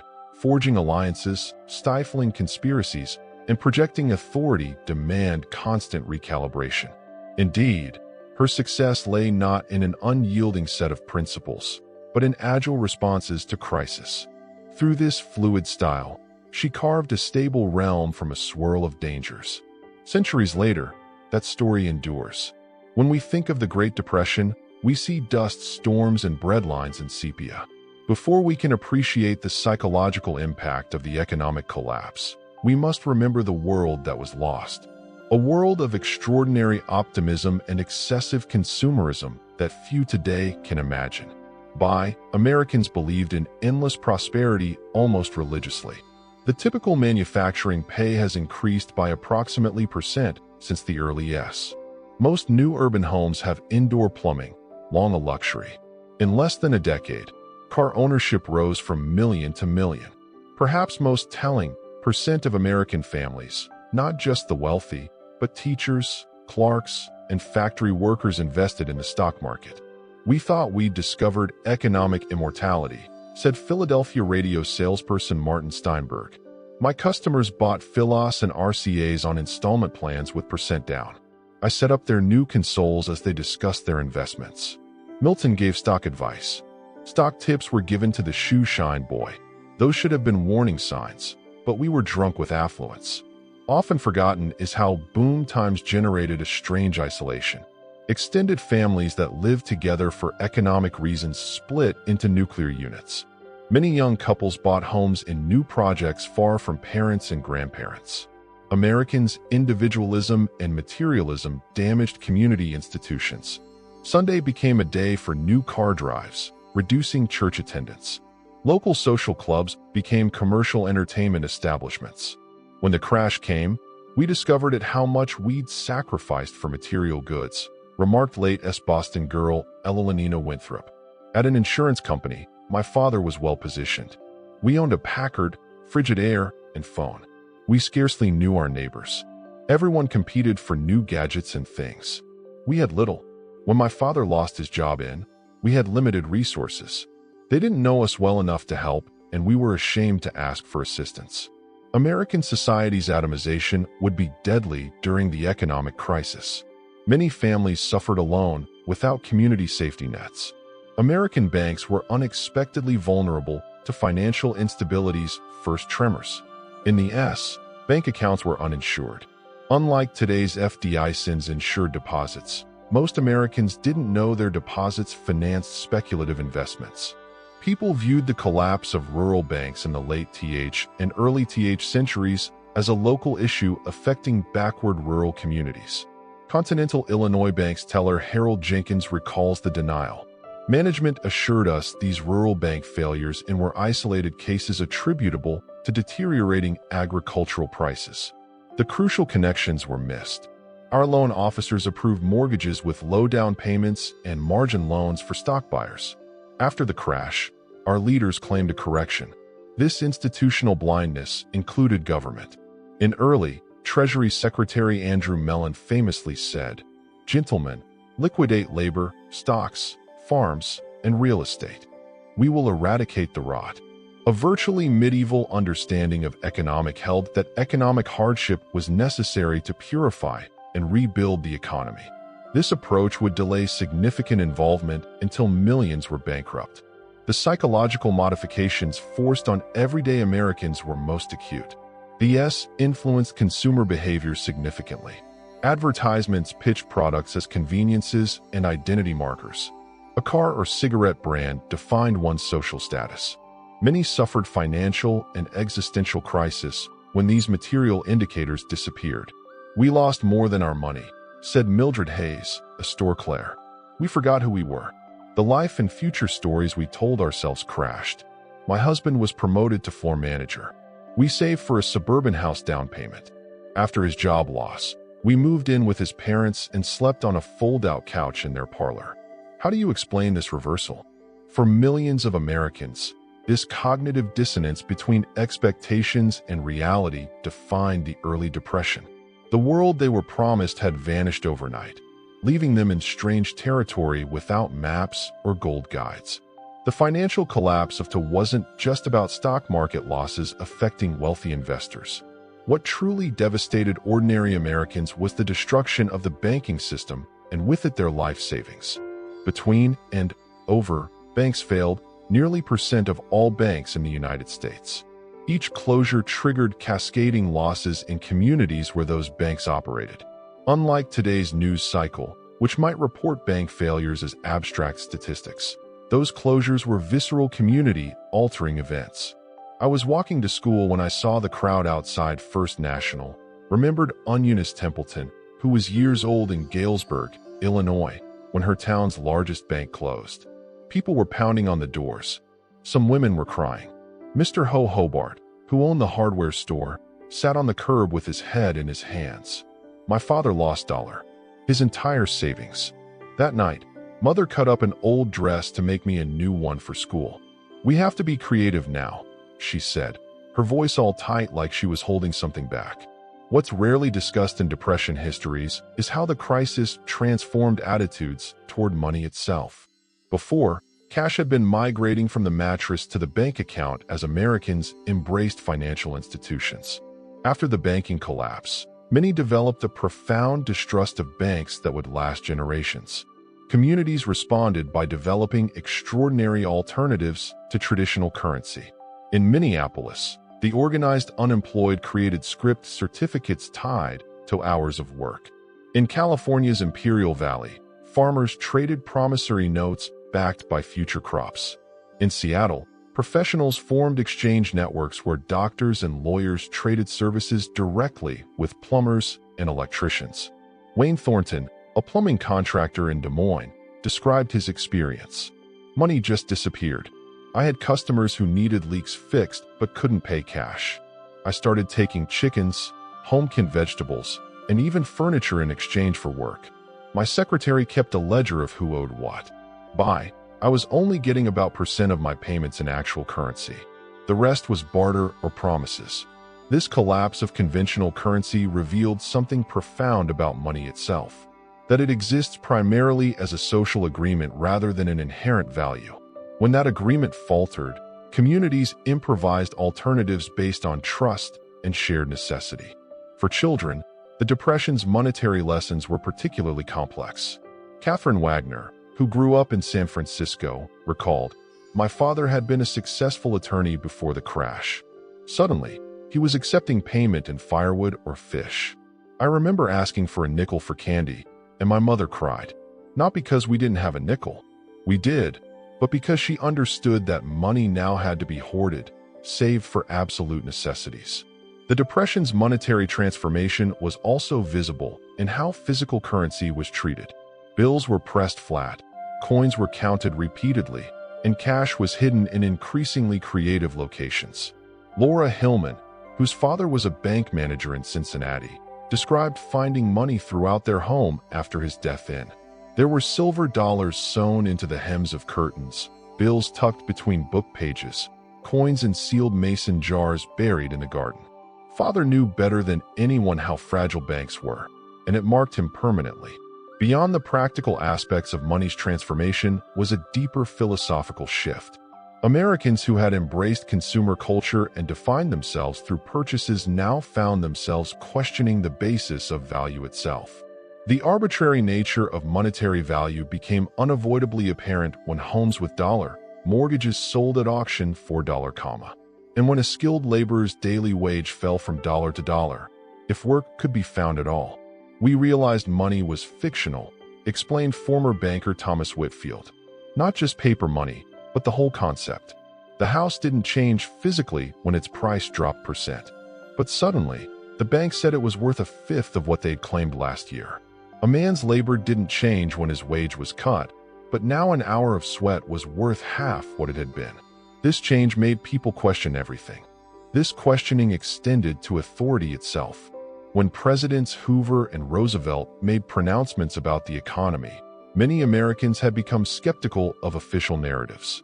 Having watched sound banks collapse and blue-chip stocks become worthless, they developed a weariness toward institutional pronouncements that would influence American politics for decades. The Depression's monetary chaos also produced unexpected social effects. As cash became scarce, those who still had it gained outsized influence. Small-town bankers who had maintained liquidity, landlords who owned properties outright, and business owners who had avoided debt found themselves with disproportionate community power. This shift created new social hierarchies based less on traditional status markers and more on financial prudence, a virtue that had been largely dismissed during the exuberance. The social order flipped, observed Harriet Culey, a school teacher from Virginia. The flashy spenders of the S were now destitute, while cautious savers became community leaders. Everyone thought our principal was a frugal miser, but he was the only one who could provide small loans to prevent faculty members from losing their homes. His influence grew tremendously. The psychological impact of the Depression created wounds that statistics can't capture. Invisible scars that shaped behaviors, relationships, and worldviews for generations. While historians often focus on economic metrics, the true legacy lived in changed minds and hearts. For adults who had established identities and expectations before the crash, the psychological toll was particularly severe. Dr. Edwin Matthews, who practiced medicine in Cleveland throughout the S, observed, "I treated physical ailments, malnutrition, tuberculosis exacerbated by poor housing, industrial injuries, but the most common problems were psychological. Insomnia plagued former businessmen. Digestive disorders affected women trying to feed families on inadequate budgets. I observed tremors in hands that had previously been steady. These stress-related ailments rarely appear in depression statistics, yet they affected millions. More startling were the invisible behavioral changes. People who had been outgoing became withdrawn. Decision became paralyzed by fear. Marriages strained under financial pressure developed. Communication patterns centered on avoidance rather than confrontation. My mother changed completely," said Richard Neville. He was years old when his father lost his accounting position in.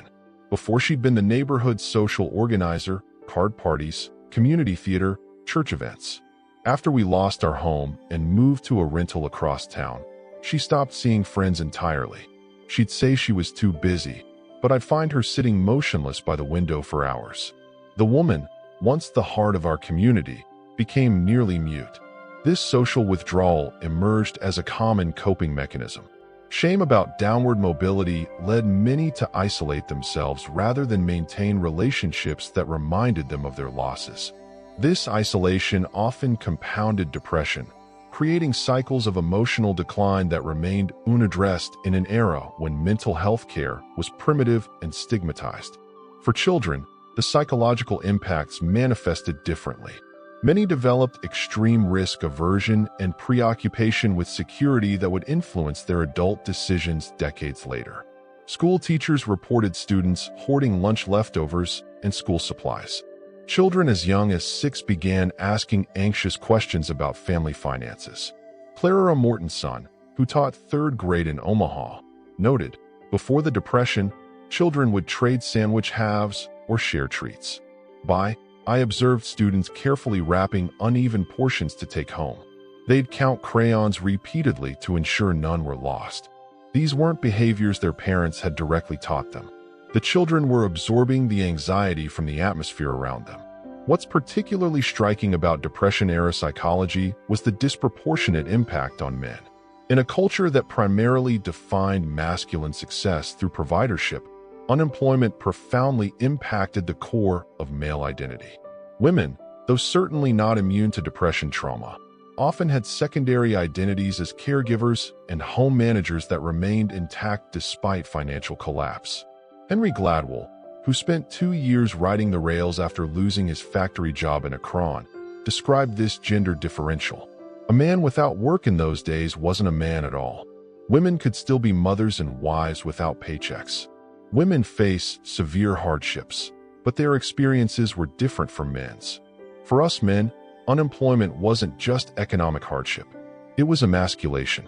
Some fellows I knew would leave home each morning pretending to seek employment, but would actually spend the day in the public library just to maintain the fiction that they were still trying. This gendered experience created lasting imprints on family dynamics. Children who watched fathers struggle with identity loss often developed complex relationships with authority and achievement. Many Depression-era children grew up to become workaholics, driving themselves relentlessly to avoid the vulnerability they had witnessed in their hurt parents. The psychological impact extended to how people viewed institutions, trust in banks, corporations, and government suffered damage that would never fully heal. For many who had believed in American capitalism as an essentially fair system that had rewarded hard work, the Depression destroyed this foundational assumption. My father was a true believer in the American dream, explained Catherine Oakes, whose family lost their Michigan farm to foreclosure. He'd immigrated from Poland, worked hours a day, and saved every penny. When the bank took our farm, something broke in him. Not just sadness. His entire worldview collapsed. He believed there was a moral order where virtue was rewarded. After that, he viewed all institutions with suspicion. He wouldn't even trust the post office with packages. This institutional distrust manifested in behaviors that outsiders often found incomprehensible. People who had survived bank failures might divide their modest savings between multiple hiding places. Important documents were kept at home rather than in safe deposit boxes. Government assistance programs were viewed with suspicion, even by those who desperately needed help. Perhaps most profoundly, the Depression altered America's relationship with possibility itself. The assumption that tomorrow would likely be better than today, a quintessentially American outlook, was replaced for many by a persistent expectation of calamity. This anticipatory anxiety became so ingrained that many Depression survivors maintained emergency preparations throughout their lives, long after economic recovery. Grandmother kept a suitcase packed until the day she died in, recalled Tom Whitaker about his grandmother, who had lived through bank runs-in. She insisted every family member memorize a meeting location if things fell apart again. She maintained a pantry that could feed people for months. When we cleaned out her apartment, we found gold coins sewn into the lining of her winter coat. The Depression never ended in her mind. When we examine the Depression beyond economic statistics, we discover how profoundly it transformed everyday routines and practices. Necessity forced innovation in ways that fundamentally reshaped American domestic life. Perhaps the most remarkable transformation happened in kitchens across America. Cooking practices that had been trending toward convenience foods in the S reversed dramatically. Women who had never baked bread found themselves studying their grandmother's recipes. Complex systems for food preservation emerged in urban apartments never designed for such activities. Evelyn, others who managed a household in Baltimore, described this culinary revolution. Before, I bought baker's bread and canned vegetables without thinking. After my husband's pay was cut by slash, I had to relearn everything. I converted our fire escape into a cooling rack for bread. I learned to make 5 different meals from a single chicken. Nothing was wasted. Potato peels became soup stock and meat bones were boiled repeatedly. We strained the bacon grease and used it for cooking throughout the week. This culinary transformation wasn't merely about frugality. It represented a fundamental change in how Americans related to their food. The direct involvement in food production created new relationships with ingredients and nutrition. Despite financial hardship, many Depression survivors reported that their diets improved in quality as they replaced processed foods with scratch cooking. Home maintenance underwent similar reinvention. The service economy that had begun emerging in the S collapsed as families could no longer afford repairmen, cleaners, or delivery services. This scenario necessitated a massive res-killing of the American population, particularly among middle-class men who had specialized professionally, but now needed to become generalists. Robert Thornhill, who had worked as an accountant in Chicago, exemplified this transition. Before the crash, I called professionals for everything: electricians, plumbers, carpenters. After losing my position, I couldn't afford cents for a streetcar fare, let alone dollars for repairs. I traded accounting help to a hardware store owner for tools and manuals. I rewired our lighting, fixed the toilet, and rebuilt our kitchen table. My father had been a farmer who could fix anything, skills I dismissed as unnecessary in modern times. The Depression brought me back to his world with humility. This res-killing extended beyond maintenance to a complete reimagining of household objects. Americans developed ingenious systems for repurposing items that would otherwise be discarded. Flour sacks became dresses, car tires became shoe soles, newspapers became insulation, and cardboard was transformed into furniture reinforcement. Martha Simmons, who grew up in Tulsa, recalled her mother's ingenuity. Mom turned old wool coats into children's clothing. She unraveled worn-out sweaters to re-knit the yarn into socks. But her most extraordinary creation was our new living room set. She couldn't afford upholstery. She needed fabric, so she gathered burlap coffee sacks from local shops, dyed them with walnut husks to achieve a consistent color, and refinished our worn-out furniture. She stuffed the cushions with unraveled cotton from worn-out mattresses. Guests complimented our rustic decor, never realizing it was born of desperation. Transportation underwent perhaps the most visible transformation. The automobile, which had become central to American identity in the S, was now often unaffordable to operate. Families who kept their cars developed elaborate systems to extend their utility, adding cargo platforms to carry goods, converting sedans into pickup trucks by removing rear sections, and modifying engines to burn lower-quality fuels. Many families returned to pre-automotive transportation. Urban bicycle usage surged. Alan Parker, who delivered groceries in Philadelphia, noted, the streets had changed completely. For weeks at a time, people parked their cars up on blocks to reduce tire wear. Meanwhile, bicycles were everywhere, often carrying entire families. I saw a father pedaling with his wife on the handlebars and 2 children on the back fender. People rigged incredible trailers to bikes for moving larger items. Leisure activities were similarly reinvented. Commercial entertainment, movies, clubs, and sports events became unaffordable luxuries for many. In response, Americans rediscovered participatory entertainment. Community singing, amateur theatricals, and storytelling circles experienced unexpected revivals. Board games enjoyed unprecedented popularity, with families often making their own versions of commercial games. The Depression also forced reconsideration of living arrangements. Extended families consolidated into shared housing, creating new intergenerational dynamics. In urban areas, apartment sharing became common among unrelated adults, creating ad hoc family structures that pulled resources and distributed household labor. Margaret Wilson, who shared a Chicago apartment with 5 other women, described these arrangements. "We each contributed what we could. Helen worked part-time as a secretary and provided most of our cash income. With my sewing machine still in working order, I made clothes for everyone. Dorothy had trained as a nurse and handled medical needs. We developed a system as precise as any factory. Schedules for cooking, cleaning, and job hunting. We weren't relatives, but necessity made us closer than many families." Perhaps most significant was the transformation of time itself. The standardized workday, which had been increasingly normalized in the U.S., disintegrated for many Americans. Work, when available, might come at any hour.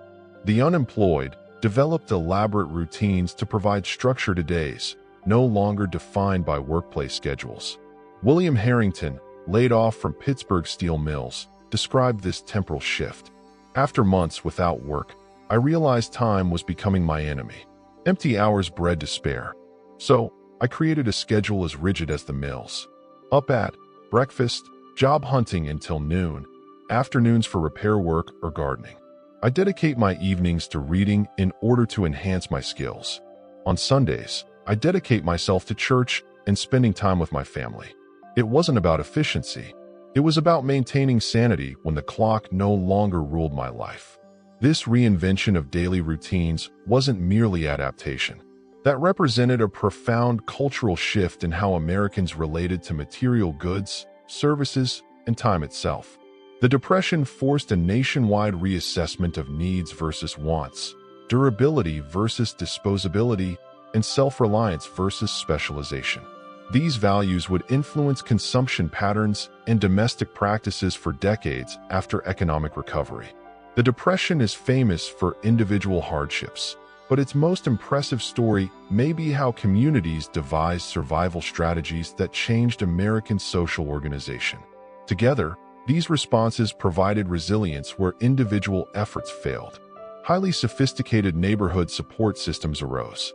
Informal communication networks convey information about jobs, assistance programs, and local credit providers in metropolitan areas. These networks spanned ethnic and religious divides by using tenement hallways, laundry lines, and front stoops to spread information.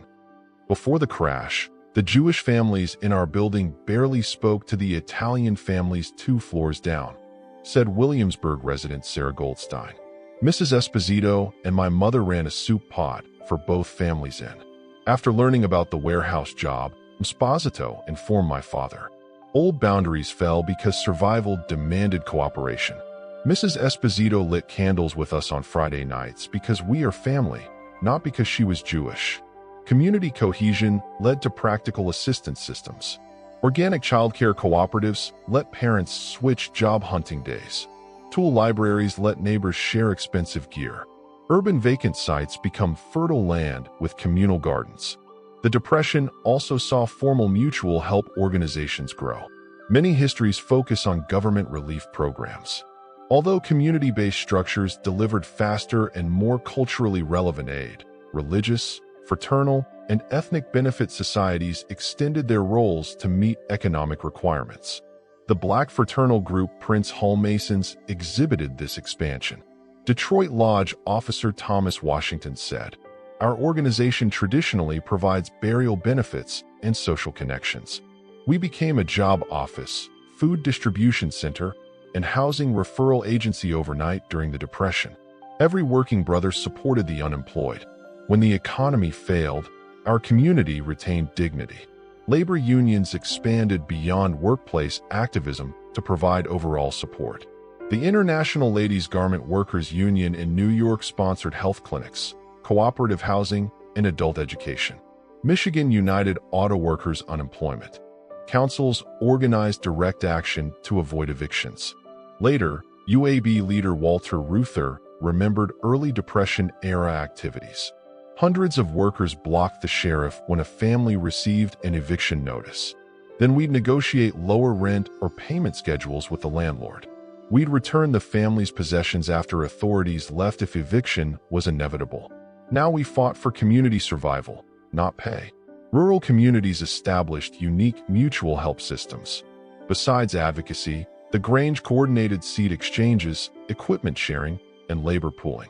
Farmers formed communal lending circles based on European and African customs when bank failures devastated the conventional credit system.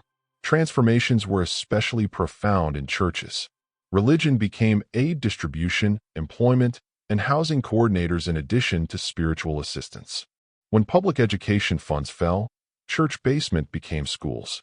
Religious communities that had focused on spirituality now addressed material concerns directly.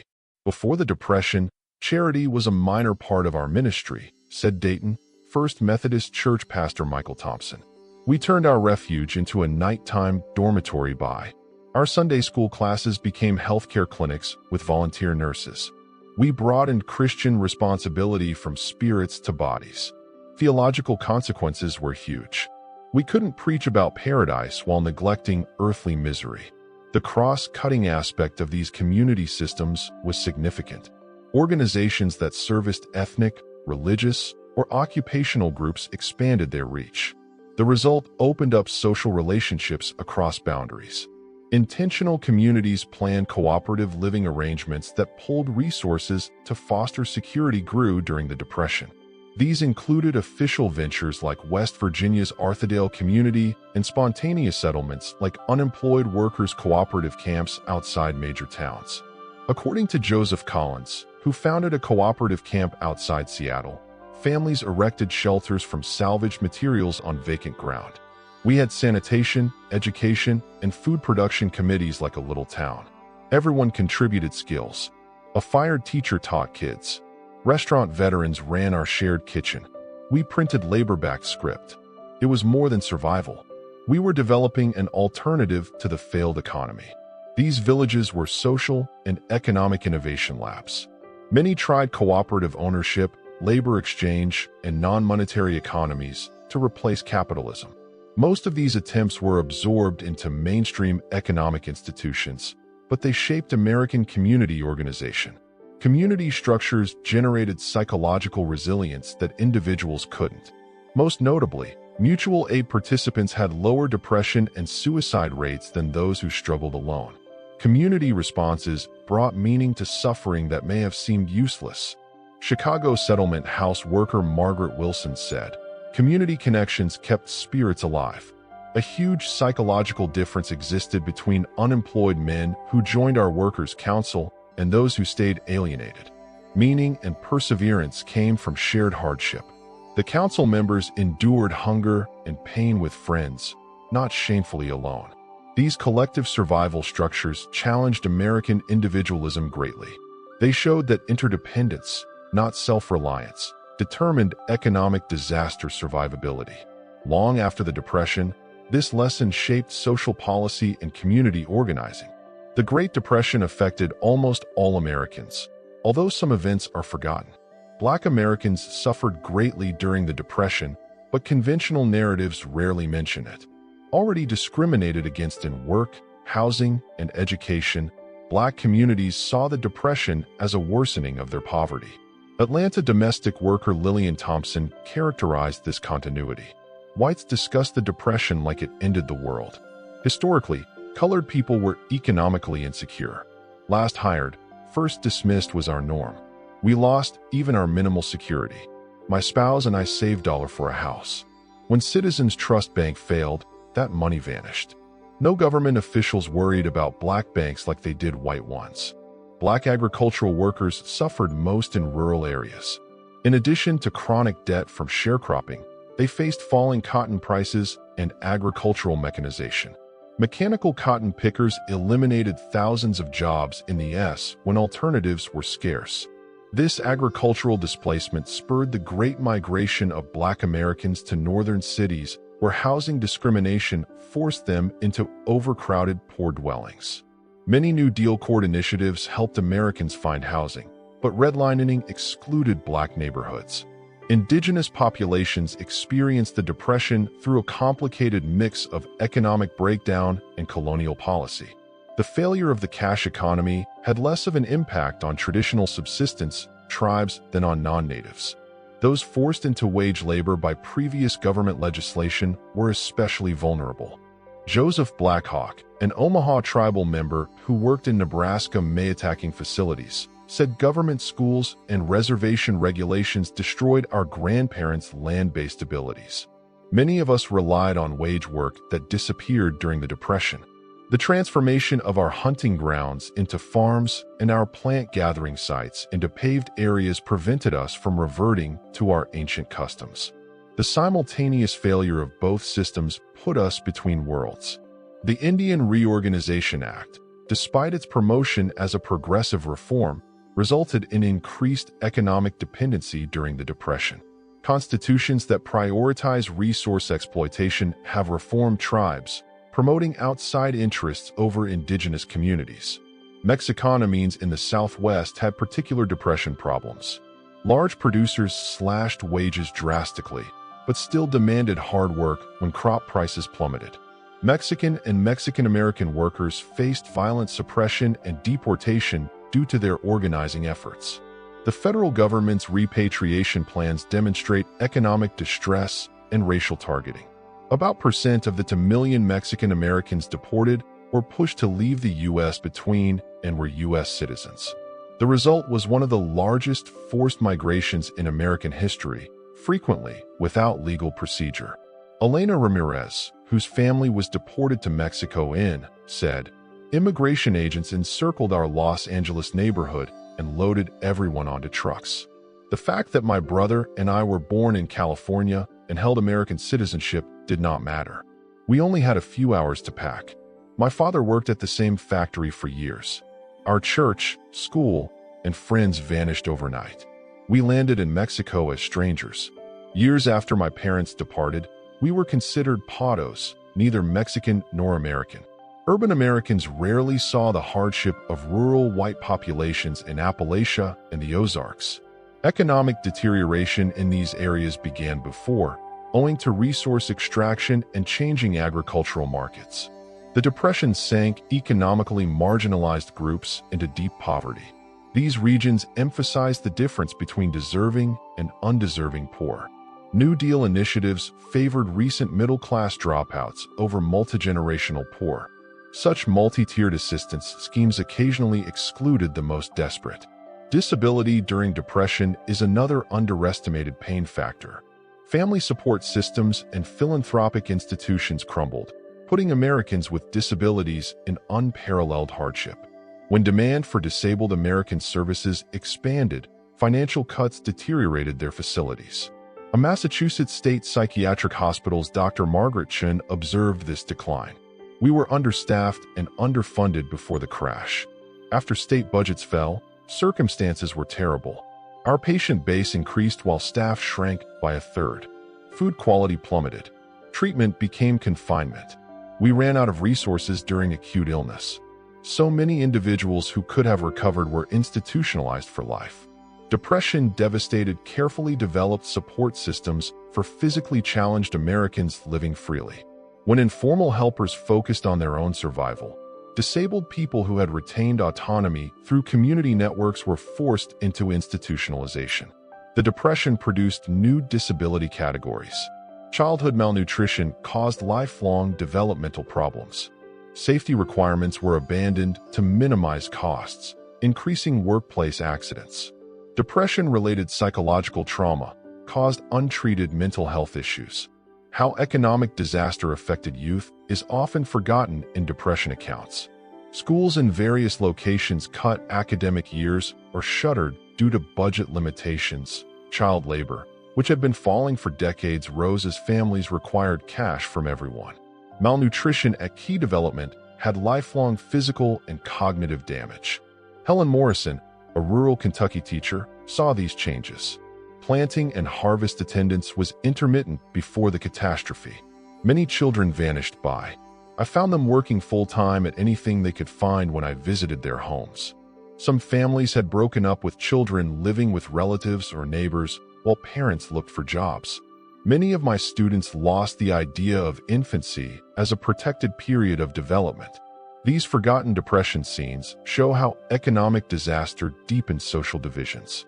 While popular narratives highlight shared pain that linked Americans, these forgotten tales show how crises reinforced race, region, aptitude, and age hierarchies.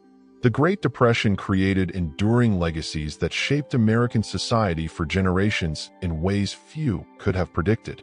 These influences transformed behaviors and attitudes that would persist long after economic recovery. The most visible legacy was America's relationship with financial risk. Depression survivors developed what marketers later called depression syndrome. Financial behaviors that prioritize security over opportunity, even when economically irrational.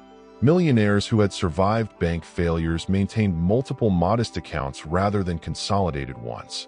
Successful professionals refused mortgages despite having ample income.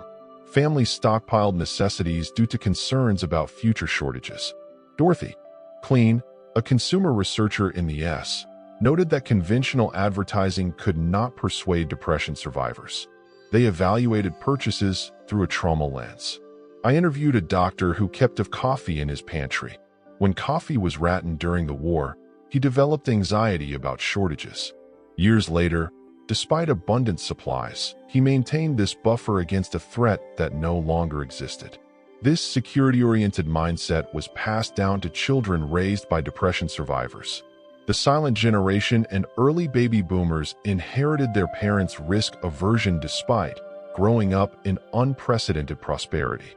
This generational transmission of financial trauma influenced banking, housing, and retail sectors for decades. As these sectors unknowingly catered to customers whose decision-making was influenced by psychological patterns formed during the U.S., the Depression fundamentally altered Americans' relationship with government. Before, most citizens had minimal interaction with federal agencies. Government had become an everyday presence through relief programs, employment projects, and regulatory frameworks. This created expectations that transcended traditional political divisions. Frank Olai, who administered WPA projects in Tennessee, noted, "Before the Depression, mentioning I worked for the federal government drew suspicion. People welcomed me because I represented jobs and assistance. People who philosophically opposed government interference now expect government solutions." This evolution wasn't about liberal or conservative. It was about a fundamental recalibration of what government was for. Cultural expressions underwent profound transformation. The arts developed dual impulses that seemed contradictory but often existed within the same works. Unflinching documentation of suffering alongside escapist entertainment. The documentary tradition emerged in photography Walker Evans, Dorothea Lange, and literature Steinbeck Wright. While escapism flourished in Hollywood musicals and superhero comics, playwright Arthur Miller explained this duality. The theater swung between agitprop realism and pure fantasy. What endured were works that somehow managed both, acknowledging suffering while suggesting transcendence. Audiences needed both truth and hope, reality and possibility. The Depression created a generation that approached community building with deliberate intention. Having experienced how economic disaster could isolate individuals, many survivors became what sociologists later called intentional neighbors, deliberately cultivating community connections as insurance against future hardship. The explosion of civic organizations in post-Depression America, from PDAs to neighborhood associations, reflected this impulse. While often viewed as expressions of conformity, these organizations actually represented lessons learned from isolation. Perhaps most profound was the Depression's impact on Americans' relationship with work itself. Employment became more than an economic necessity. It became psychological validation. The experience of involuntary joblessness created lasting associations between work and identity that influenced retirement patterns for decades. To Samuel Weinstein, who studied aging in the S, found Depression survivors approached retirement differently than subsequent generations. They often couldn't articulate why continued work felt essential. One successful businessman told me, "I know I don't need the money, but I need to be needed." Their concern wasn't about income, but about avoiding the psychological state of uselessness they had experienced during unemployment decades earlier. Looking back, many aspects of American life we take for granted, from Social Security to bank deposit insurance, emerged directly from Depression experiences. These institutional responses to catastrophe became so normalized that their origins and crisis were forgotten. Their existence seemingly natural rather than a response to specific historical trauma. What remains most remarkable about the Depression's legacy is how it demonstrated both human vulnerability and resiliences simultaneously. It revealed how quickly prosperity could vanish and how fragile social structures could prove. Yet, it also showed how communities could adapt and societies could reimagine themselves in response to catastrophe. As Depression survivor Elalina Winthrop reflected, "What stayed with me wasn't the hardship itself, but the discovery of what humans could withstand and create from ruins. We lost our innocence about economic security, but gained wisdom about human connection. The disappearance of the money did not diminish the value of the ingenious adaptations, extraordinary kindnesses, and communities forged in struggle that replaced it." The paradox of catastrophe is that it takes with one hand but gives with the other. Music,